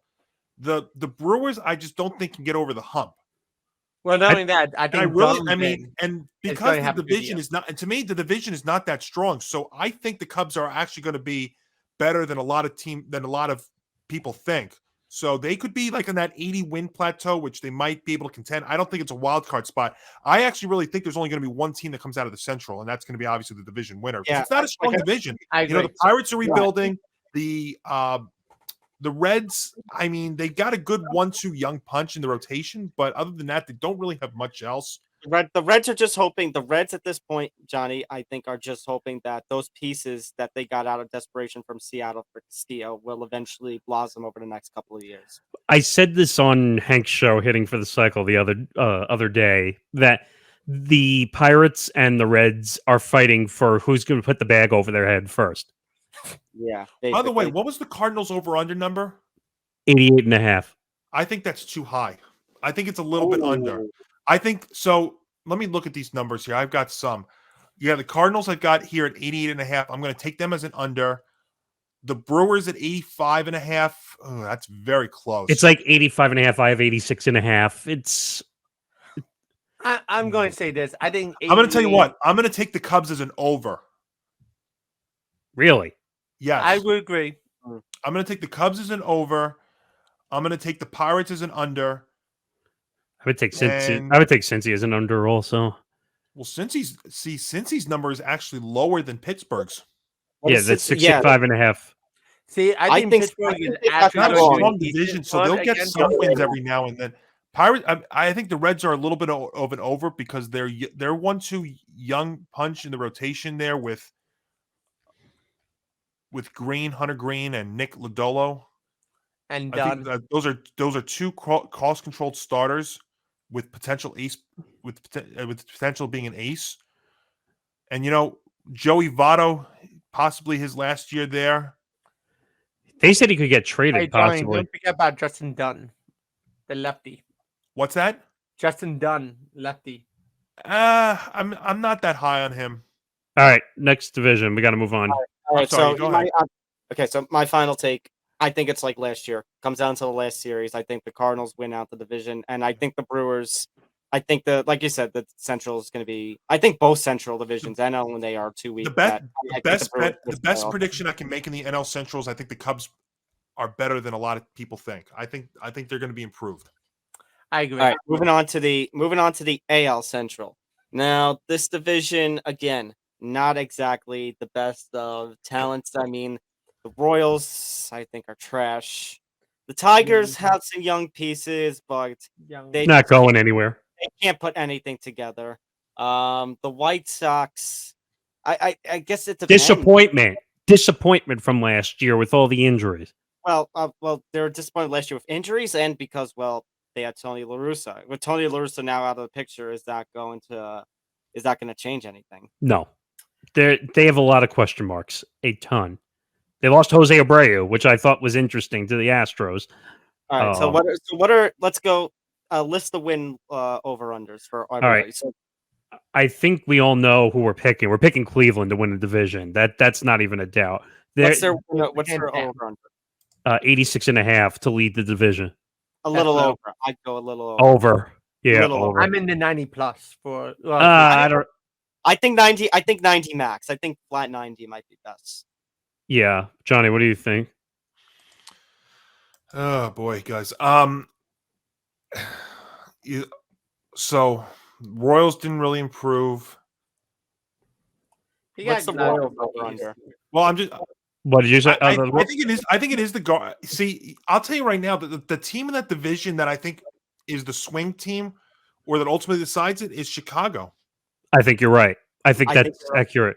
So, but if you look at it though, but look at the changes this year. They brought in Clevenger and Andrew Benintendi, but they lost LaRussa, Jose Abreu, Johnny Cueto, AJ Pollock, Adam Engel, Danny Mendick. I mean, I wouldn't count on Clevenger. The Jose Abreu one's going to hurt. I mean, they've got some guys there, but are they all going to be healthy? You know, Tim Anderson, the shortstop, Ilroy Jimenez, the outfielder, Luis Robert, the outfielder, Yohan Moncada, Andrew Vaughn. Like I said, there's a lot of questions, a ton, and I wouldn't count on Clevenger, especially with what happened this offseason. But he didn't get suspended, though. Yeah, but I would just worry about mental. I'm going to still take the Guardians to win the Central. Yeah, and then they have second at 84.5. I still say a little over, like I did Cleveland. I think that one's a close one. Yeah, I would say a little bit over. Chicago 83.5. So they have those three teams within 1 to 2 games of one another. What's the Twins? 84.5. Okay. I'll give Chicago a little bit over 500, but I don't think they're Chicago Guardians. I think Chicago's over under is exactly where it needs to be, if not a little too over. I think 81 to 84 is perfect for them. Yeah, I think the Chicago one's a little high. I think 80 to 82. So maybe it's right near the number. I would say under for Chicago. I think they hit the bucket. Also, first-year manager and Pedro Griffel there. Tigers and Royals. What are their win over? They're both 68.5. I think too high for both of them. I think one of them, if not both of them, are going to be 100+ loss teams. Kansas City will definitely be a 100 loss team. I don't know about Detroit. Of course, you have an overpaid shortstop in Javier Baez, which they way overpaid for. You still have an aging star in Miguel Cabrera, which they should have retired. Who should have retired a couple of years ago. Well, this is their first year in their new general manager, Scott Harris, there in Detroit. They need a change in the worst way. Like, Comerica Park is a great stadium. Like, it's a great place to be, but they have no atmosphere, no excitement to play there.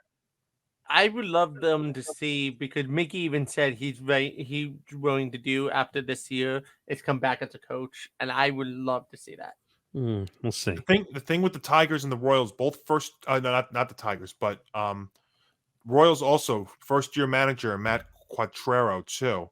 Oh, that was a controversy, wasn't it? Because I forgot why, but it was a weird name to bring in as a manager. But he was one of the coaches in Tampa Bay system. Oh, was it? Okay. Yeah. They usually have good coaches, though. I'll give them credit on that. I like the Guardians to win the Central. I'm gonna say that the White Sox are gonna bounce back this year, and Minnesota. I mean, Minnesota did bring in Pablo Lopez in the trade with Arias, but look at who they lost in the offseason. Arias, Gio Urshela, Gary Sanchez, Dylan Bundy. Hey, listen, I wish Gary Sanchez was back on the Yankees so we don't have to deal with Donaldson. Whoa! What? You want Sanchez over Donaldson? I mean, you want Donaldson over Sanchez? I don't want either of them. Well, Johnny, one more catcher injury, and I think you're going to get your wish. I'll be honest. Well, the rumors are that he's going to be back there soon. I can't stand watching Sanchez catch. I can't stand watching Donaldson at third base and trying to hit. So I can't blame you on that one. All right, let's go. Let's go to the Guardians win the Central. Guardians. And I think they're the only AL Central team that makes it. I think. I agree. Yeah. Okay. NL East. All right, before we get to the top of the division, because I can see us spending a long time on that one, let's talk about the bottom of the division. Nationals. 59.5. 30. I think that's exactly right. I think 59. I give them 30 wins. Whoa. Wait, are you putting that on record or no? No. Nah. They're not going to do good, though. I don't think they even touch 60. Definitely in play for Washington. What'd you say, Johnny? 100 losses, I think, is definitely. Oh yeah. Oh yeah. I don't think they touch 60 though. I mean, listen, when your over under is when your over under is projecting you to have a 100-loss season, then that goes to show you. You know what's hilarious? They still list Steven Strasburg on their roster. They have to. They have to. It's still technically in the contract. Yeah. I just find it hilarious because when's he pitched? Marlins. Wow. The bigger jump, 75.5. They made some interesting moves though this offseason. They did make good moves. Over, but still under 500. I would say 80 is probably their max. I'm going under, but just 75 since it's 75. Well, so you're going right under. Okay. Yeah, right under 75. I would say the number's about right, and 80 is their max.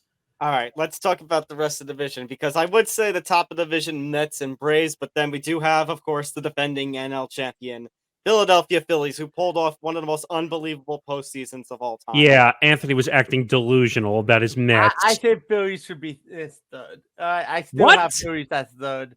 Get out of here. I think they still will have some holes on the defense, and they're all swing and miss. And then they're not all swing and miss. I think, guys, call me crazy. I think all three of those teams make the postseason. I wouldn't be surprised. I would say, yeah, I could see that. I see one of them winning the division, and then I see the other two joining the Dodgers to make up the NL. I'm saying the Braves win, and I'm a Met fan, and I'm saying that Braves win. I think Mets coming in second, and I think Phillies was right after the Mets was in third. I think so. Sports Illustrated has the Braves first, 96-66. The Mets second, 95-67. The Phillies third, 92-70. They all have them within 4 games. Wait a minute. I'm going to say that's because the Central's not that good this year. Wait a minute. Does that reflect the Edwin Diaz injury or no? No, I don't think so. Okay. And Anthony, he could be in denial all he wants, but the Edwin Diaz injury is going to affect their season. I don't care what you say. I'm not denying. Go ahead. Here's what I'm going to say. I'm going to go in the middle of you guys. I say Braves first. Because of the Diaz injury, I won't count the Mets out, but I'll flip it. Philly second, Mets third. But I think, as Anthony and Johnny point out, the NL Central is so bad that I think the Mets are able to get a wild card spot. It is going to affect their placement. Not playing your division 19 times, like we've been mentioning multiple times in the show, I think there are benefits the NL East. I think there are teams like the Mets. We talk about the AL East, the Orioles, that will benefit from not playing their division so many times. I agree, and I think the one thing that's going to suffer. The 2 runs apart. I think that the NL East is the one division. Also, you want to see 19 games between those teams. Yeah, but Anthony, you could be in denial all you want. Edwin Diaz wins. Man, I'm a fan. No, Edwin Diaz wins them the division if he's healthy. I'm going to say this now. No one player wins it all for everyone. What? I think Diaz puts us over the hump. I think Diaz, we would be first place if Diaz was here. That's what I'm saying. I say first place. So, I think we get second without Diaz. No, you don't. I think I think actually more wins than Phillies. Go ahead, Johnny. Let me say this. I'm going to put the Diaz injury aside because I had some question marks with the Mets before the Diaz injury. Now, I know they brought in Verlander, but here's what I would say. I'd sign up for 25 starts from Verlander and Scherzer each. Maybe. Because, age is a thing. Their rotation is not deep. I mean, I know they brought in Senga. I know they've got Peterson. I know they've got McGill. Quintana's hurt. What's that? Quintana is out. That's such a big blow because the one thing that Quintana had when he came over here was durability. He all 32 starts last year, and it sucks that he's going to miss at least half the year. It looks like. But we also have Lucchesi, we have Pearson, we have McGill. We do have Lucchesi's coming back from Tommy John. That's true, and I think Eliezer Hernandez is another guy too. They have as a possible starter. I mean, you need your starters. I get that. I just don't really know though how deep they are, and I mean. Again, Scherzer and Verlander, they're both up there in age. So, I mean, you have to be a little concerned that maybe... Are you going to rely... Wait a minute. Are you going to rely on Verlander and Scherzer to get you through a whole season? You're going to fail massively if you do. I know they'll go out there and get another starter, I'm sure. But I'm going to say one thing. Scherzer... Go ahead, Tom. Let Tom go. I think when Scherzer and Verlander do pitch, they will deal with injuries. You're right. But when they do pitch, I think they will make it count. And I think the agree Mets with will you, take but advantage of those. aren't they both like 38 and 39 years old or something? One is Verlander. Sorry, 40 is Verlander. Which is why let I me agree say with this. Sports Illustrated. Which is why I agree with Sports Illustrated. I could see it being very close. I could see all three of those teams being 4 or 5 wins apart from one another. I could see the tightest race in baseball coming from the National League East. Yeah, but no closer. Diaz was a Cy Young candidate last year. That's the difference. The difference. Here's a very interesting That's line why that I I'm said reading the Braves here. are going to win. So wait, let Johnny go. Anthony, here's a very interesting line about the old rotation that I was just bringing up. The 2023 Mets will try to become just the 6th team in history and the first in 21 years to get at least 20 starts apiece from 5 starters aged 30 or older. It won't happen. Well, we don't have Quintana. Listen, I'm going to say this now, and Verlander is the only one that I get the skepticism about, but he made every start last year. No, he didn't. No, I get that. No, wait, Verlander did not. That's false. I thought he made every start last year. He made 28 last year. I mean, he did win the Cy Young Award, but he made 20. He did have one IL stint last season. Okay, my bad. But he made 28 starts. Look, I'd sign up for that right now if I could get 28 out of Verlander and Scherzer next year. And by the way, 24 starts out of Scherzer, I can see 24, 25. I can see it's hot. Scherzer gets hurt too. Injured every year. Scherzer always has to take a I don't even know what I want to call it, a AARP break every season because he can't stay healthy. Yeah. I have breaking news when we get to the American League East. Awesome. Oh boy. I think it's time to go to the American League East because we could spend a million years let's make a division. Let's make division. I'm gonna take the Atlanta Braves first. I'm still gonna take the Mets second, and I'm gonna take you saw it, right? Whoa. Nick, prediction. Okay. I'm gonna take the Braves to win the NL East. I'm gonna take the Mets second, and I'm gonna take the Phillies third. But it's gonna be very, very close between those 3.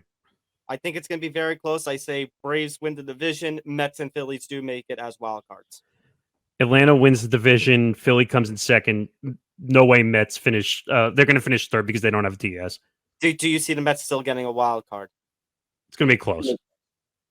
Anthony. I'm going to say I'm with you, Tom, except I got Braves, Mets, Phillies, Mets and Phillies wild cards. Okay, so we are going to go to the American League East. However, we are going to start this with some breaking news, considering we have Yankee fans here. Per Brandon Cuddy of NJ.com and The Athletic, Anthony Volpe has made the team. Yeah! Oh, snap! All right! I gotta get on my friend now because my friend, who's a fellow Met fan, drafted Volpe with his 20th of 22 draft. And here's something else interesting. Ron Marinaccio has also made the 25-man team. That's not a surprise. Durability. When he wasn't hurt, he pitched. Like, he was durable. He was pretty good my bad. Volpe, I mean, you know, I was going to bring to this when he got to the AL East that Volpe needed to be on. Yeah, sorry. No, I'm saying while we were talking, I guess over the last hour, all the moves have started to come in with the Yankees. Jimmy Cordero, Albert Abreu have made the 26-man roster. I assume because of which is what we'll talk about, but the number of injuries to its pitching rotation. So we've got 3 guys in the starting rotation that are not going to be there to start, and also 2 relievers in Lou Trevino and Tommy Kahnle, who are both going to be out throughout the year. Okay, now I'm going to piss you guys off a little bit. Well, as of 40 minutes ago, Oswald Peraza has not been told anything about making the team.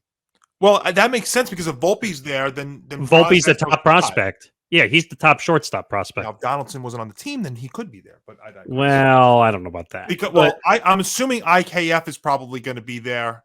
Wait a minute, Tom. Say it about IKF. They want to. Well, IKF and Donaldson. They want to prove the trade right. They got to justify the trade. Cashman said that in the offseason that he's gonna live and die by that. I understand. I like IKF. Which is why, Johnny. IKF's a third baseman though. That's where he should be playing. And he should maybe Donaldson down. They can't. He's out of options. IKF. Let Tom go. just in case you don't, because we're talking about, oh, maybe Gary Sanchez will get a contract. There are those rumors.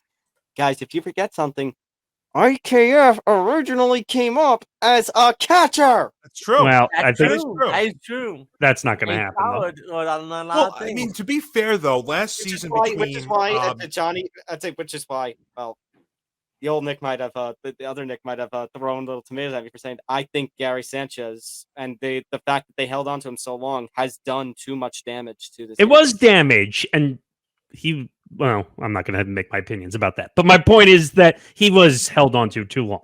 But let me talk about this team for a second. So, they've got a lot of injuries to start this year. I mean, between we got the most recent injury, which came out on Saturday, was that Luis Severino has a low oblique injury, so he might be missing a few starts. You've got no Frankie Montas, where it turns out that he he was hurt when the Yankees got him last season. So why didn't the Yankees do a more physical on it? And now there's a chance he may not play all season. Well, I mean, it's the shoulder, which is always very, very concerning when it comes to pitchers. The Yankees need to go. And speaking of alarming, though, I'll raise this. I think the Carlos Rodon injury is actually a very big deal, because this is a guy who's already had big shoulder problems before and has had Tommy John surgery before too. And he did have a great year last year, but then they decided to give him 6, and I think they had to do it, get 6 years and 162 Boris client. All right. Well, so yeah, he's I'm a gonna Boris say client. this So about really, Rodon. right now you have, and I thought it was interesting. I think I saw this from Brian Hoke who covers the Yankees, I think, for MLB.com. Yeah. That right now it looks like that Nestor Cortez is going to be penciled into the number 4 spot in the rotation. So you got Cole, you got Cortez, Schmidt. Clark Schmidt's going to be there, because remember, they got Jamison Tyone went to the Cubs. Schmidt's there. They're talking about this kid who pitched on Sunday. His name is Brito. He could be Johnny the 5th Brito. starter. Johnny Brito, yeah. The only concern I have with Johnny Brito is this is going to be the same situation like it was with Flo Isaac 5 years ago. Because I remember, because I was there at that game, where he hasn't pitched in AAA. They are bringing him from AA up to the big leagues because of injuries, Which is a problem. Yeah. But you know what? You need that's kind of the spot they're in. But I love what they're doing. That Volpe, to me, look, the fact that the Yankees didn't go out there and get a big name shortstop, and Tom, when I first joined you guys on ETB last year, I said that was one of the first things I said. If the Yankees were not going to go out there and get a big name shortstop, then Anthony Volpe needed to be the guy. And I'm proud that he's making the roster. I hope he's actually starting on Thursday against the San Francisco Giants. And He will. Starting shortstop. So That'd be an awesome thing to see. So here's my question, and Nick, you'll actually remember this because we talked about it with ETB. We were talking about Aaron Judge and the won't he get a contract? Will he stay around? Considering what the Yankees have done, or in this case, lack of what they have done with the middle infield, not trading these top prospects when, there were people coming after them, losing them for nothing, the constant log jams in this infield, and all that Volpe has done. Is there a chance that Volpe has more pressure on him this year than Aaron Judge does with that contract than that Garrett Cole does as an ace? I honestly think New York media and, New York fan base might be hard on him. Like, if he does not deliver, basically every rookie might go through some adjustments. They might go through a down period. I think there will be people in the New York media and New York fan base that will be hard on him. I think that's ridiculous. It's true what you're saying, absolutely, because in New York, everything is tougher. But what I would say is you got to cut him some slack. He's a rookie, for crying out loud. Aaron Judge, who just signed a 9-year, $360 million deal, he's now got to perform every day of every game of every season in that contract. While I agree, but I think people are going to hold that over Volpe's head of, well, we could have got Correa, we could have had this, we could have had that, but what is this, Derek Jeter syndrome? I mean, I want him to be the next Derek Jeter. But unfortunately, you can't. The media has something up their ass in New York. Because I'm not saying they're right. I agree with you. I'm just saying what the reality is. Oh no, you're 100% right, on this, guys. For a sec, Tom, I agree with you that even on Mets end, there are pressure on rookies to perform. But if you have a rookie come in, once you have two pitchers signed to ridiculous contracts, and one of them just went down, and Aaron Judge just signed to a long-ass contract. That has nothing to do with it. I think it actually takes the pressure off of Anthony Volpe, other than what it would normally be a heavy pressured year. That has nothing to do with it. To perform. Let me try and rephrase this, though. Is it really, though, more on Anthony Volpe? Or, dare I say, is it really more on Brian Cashman? Brian Cashman. It should be on Brian Cashman. Brian Cashman. But let's be honest. So who are your other options at shortstop? I mean, I think Yankee fans will be thrilled with Volpe over IKF or, Peraza, who wasn't too bad.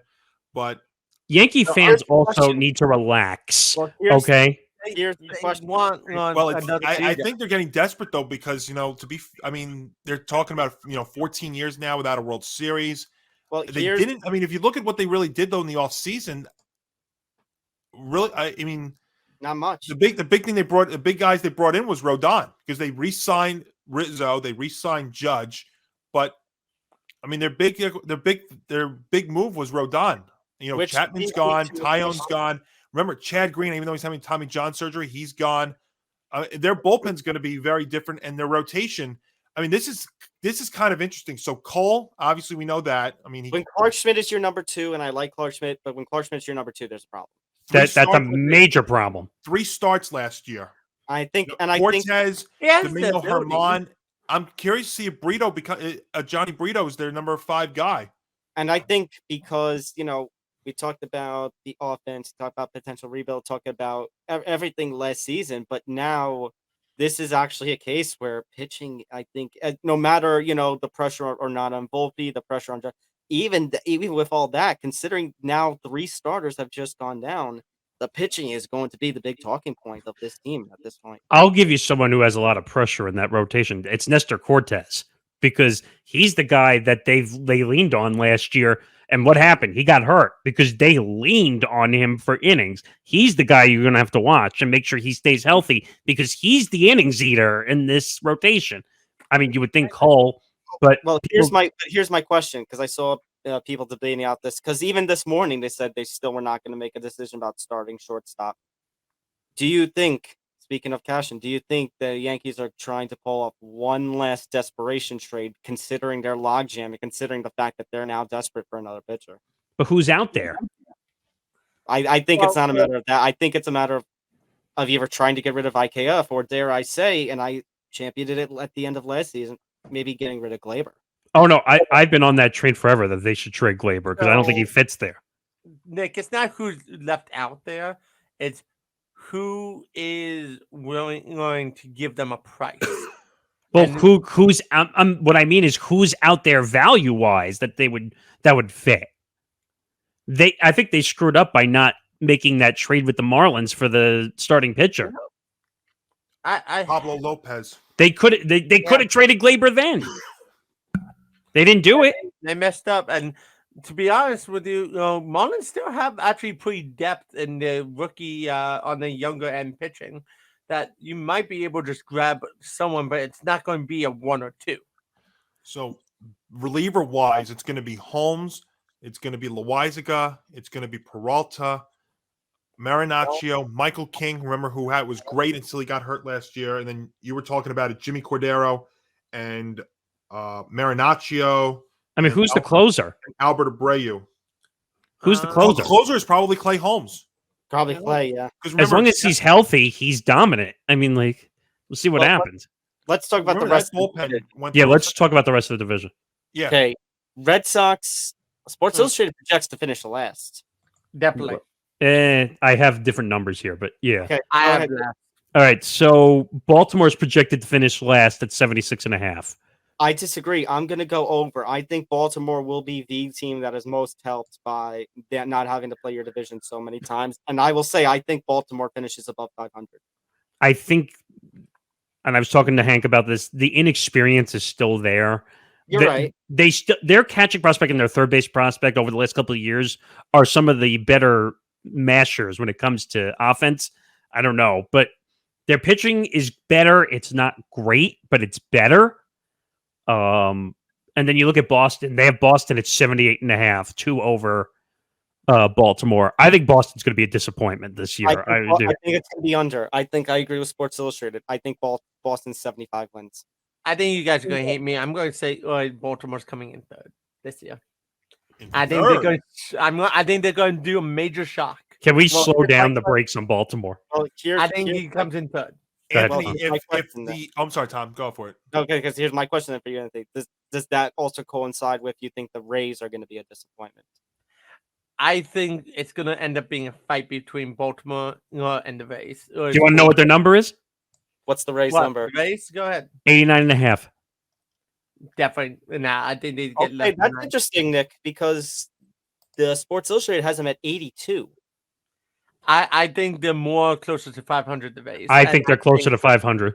Yeah, I think I'm gonna go split in the middle. I'd say 85 wins for the Rays.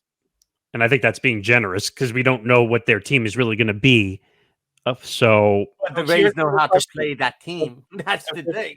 Okay, so then here's my question to end this. Then let's talk about the Blue Jays. Is this finally the year they top the Yankees for the division? Yes. I'm taking Blue Jays as first, Yankees second. So even though, go ahead, Johnny. Go ahead. I was going to say, look at who the Blue Jays brought in here this year in the offseason. Chris Bassett, Kevin Kiermaier, Brandon Belt from the Giants, Chad Green, even though Tommy John surgery, so he's not there. But Eric Swanson, Zach Thompson, and maybe this is one of the biggest additions. Bench coach Don Mattingly. In addition to the fact that they've already got Bo Bichette, Vlad Jr. Yeah. I think the Brissett is going to lengthen that starting rotation. He's in number 3. He's going to lengthen that starting rotation very, very well. And that's, I think, with that deeper rotation, plus I think that Hill's coming out, and you had Don Mattingly's experience on top of that. I think it's just adds. The thing with the Blue Jays is they arguably have the best starter in the rotation in the American League East. Mm-hmm. In Alek Manoah, who pitched who had under 1 WHIP last year, ERA of 2.24. Pardon me, Sports Illustrated has the Yankees 97-65 winning the division, Blue Jays 92-70. What are your numbers? That's about right. So the Yankees are over under 94.5. Toronto's over under 90.5. So I'm going to say I think it's going to be very close. I'm going to say Yankees beat out the Blue Jays by 3 games. By the way, I want to point out one thing about Toronto. Vlad Jr.'s got to grow up, and I mean in the worst way, because of the dumb comments he made about the contract situation. But he got to grow up. Dude, he said, "Look at us, Nick. We're about 30 now, but when we Anthony, were 24, 25." Wait a minute, Anthony. He said he would turn down a $300 million contract from the Yankees. What is he smoking? Let him talk. Let him have fun with it. Grow up. Oh, don't, Johnny. What do you say? He doesn't want to be a Yankee. That's it. I said this last season. I'm going to say it again this season. To me, the Yankees all come down to DJ LeMahieu. I agree. There's no coincidence that last year I have championed him as the most important part of this team. There's no coincidence that at the end of last year, that him not being there, that they struggled down the stretch. Now, I'm not telling you that the Yankees would have beat Houston if they had a LeMahieu and a Benintendi on the roster, but they would have at least had a chance to make it a long series. Johnny, actually, to circle back to what we were talking about before. Go ahead, Tom. To talk about what you were talking about, the state of baseball. I think the Yankees are a microcosm of the state of baseball, about a focus on home runs and power and the damage that can do to a team when you don't have a DJ LeMahieu and you don't have an Andrew Benintendi. Mm-hmm. Like Johnny said, and sorry, Johnny, but like you said, Johnny, that if they have DJ, I'm not saying they would have won, but maybe they even out that series and they force Houston to work harder to win that series. For as much heat as Brian Cashman takes about the home run or bust, lineup, he was trying to, with LeMahieu and Benintendi, bring in some contact guys. And again, there's no coincidence those two guys not being there. And LeMahieu's been hurt each of the last 2 years. And look at what's happened since. Look at what the team looks like ever since they've been hurt. They got screwed down the stretch. And Tom's got some more news. Go for it, Tom.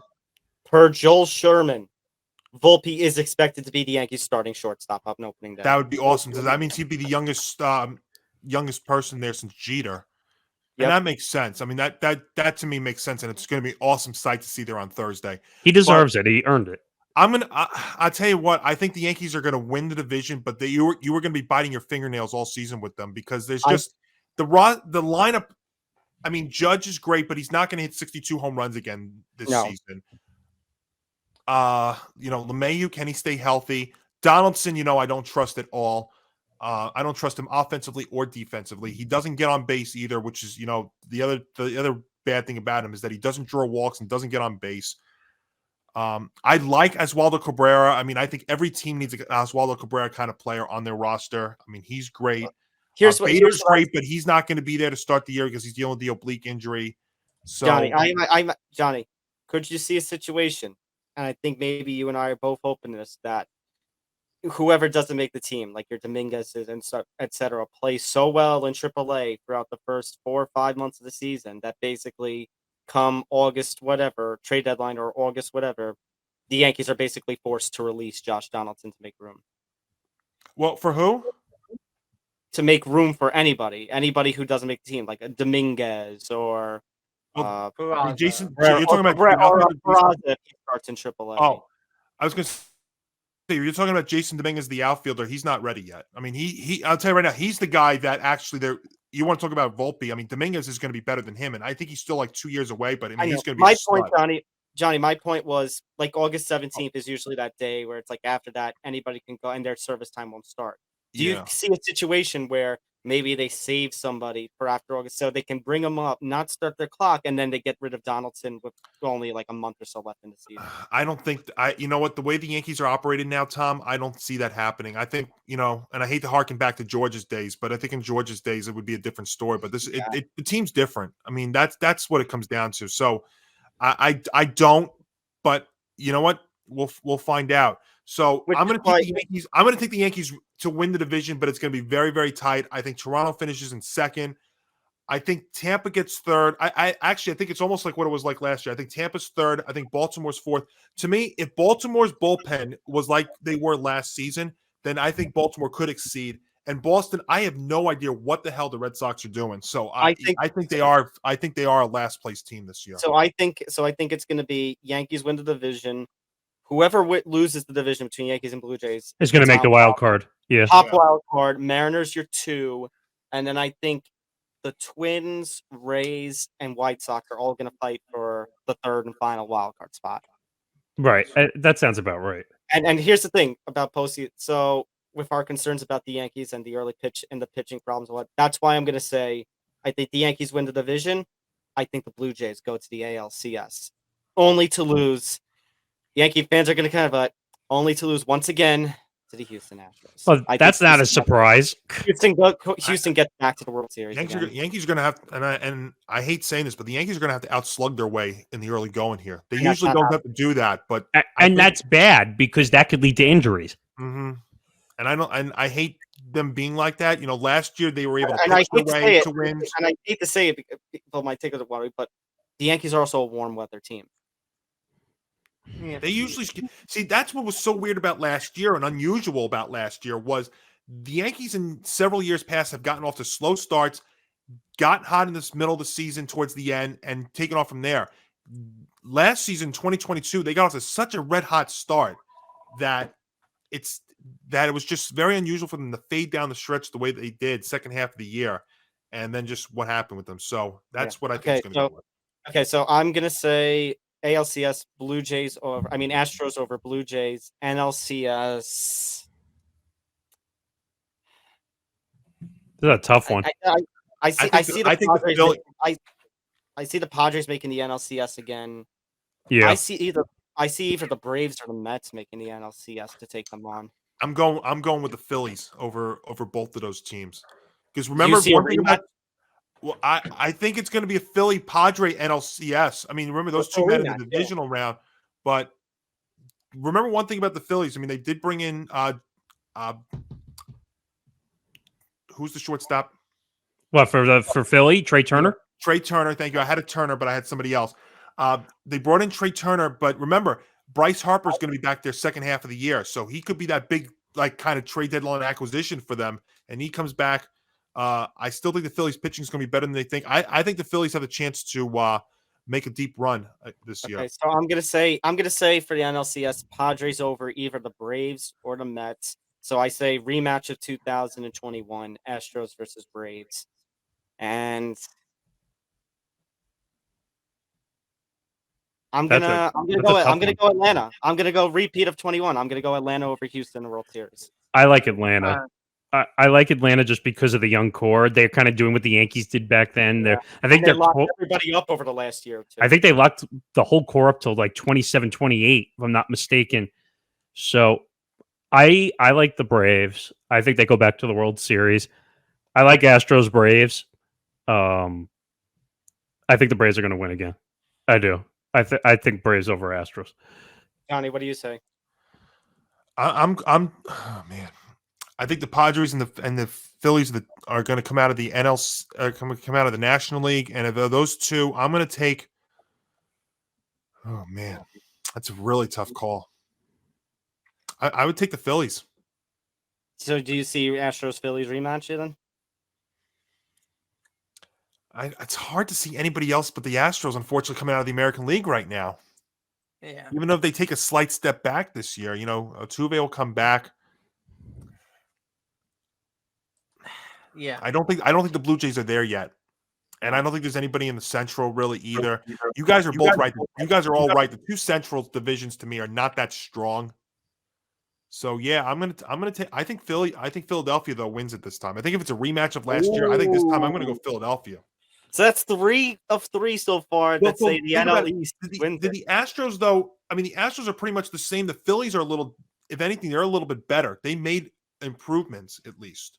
The Astros are coming back with about the same team, pretty much. Anthony, what do you got? It's time for Anthony to say the Mets are going to win the World Series.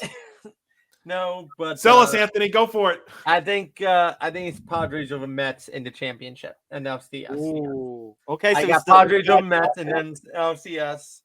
I got the Braves cards. Padres being my division winners. My Dodgers, Mets, Phillies are my wild card. So I'm going to go Padres, Mets in the ALCS. I think Padres just squeaked by, and it's Houston. It's Houston, but I got a fun one for you. Houston over Cleveland. I think Cleveland's going to make a big push at the end of the year, and they're going to bring momentum into the championship series and make it a hell of a series. So you had Houston versus San Diego in the World Series? Houston against San Diego, World Series. Who's winning? I'm going to go with Houston. I want Dusty to have number 2. Great. Every Yankee fan's going to be pissed off at you now. Thank you. All right. That is going to do it for MLB preview. So I'll just quickly make sure you hit that like button, make sure to subscribe, hit the notification bell so you get notified of everything here at the End to the Bench Network. Make sure to subscribe to us youtube.com/ETV Network. ETVpodcast.com, the website to get all the information about the ETV Network and blogs from all the different hosts. Make sure to follow us at ETV Sports. Follow Johnny's show of Game On, at Game On ETV across social media. And you see our personal social media scrolling across the bottom there and on our little banners underneath our nameplates. Oh, just a little over 2 hours. Oy. Oh, it's always a blast, guys. Absolutely, Anthony. This was fun. Yeah, this was hopefully baseball season could be a little more fun. I'm not counting on it, but Yeah, we'll see how those rule changes, all these predictions and stuff. We'll see how those rule changes also affect them. Thanks to good old Rob Manfred. That's absolutely right. The only reason why we need these rule changes is if we go back to it again. Baseball went home run happy and strikeout happy. And I don't think that's going to change, Anthony. Not going to change. I know. Unfortunately, not going to change. I know. But that'll do it for our MLB preview show. For Tom Albano, Anthony Marra, Johnny Montalbano, myself, Nick Morgasen. We'll do some MLB coverage, obviously, throughout the season. We'll cover it all. And that's it. So good night, everybody, and we'll see you throughout the season. Take care, everyone. Yeah. Take care, everyone.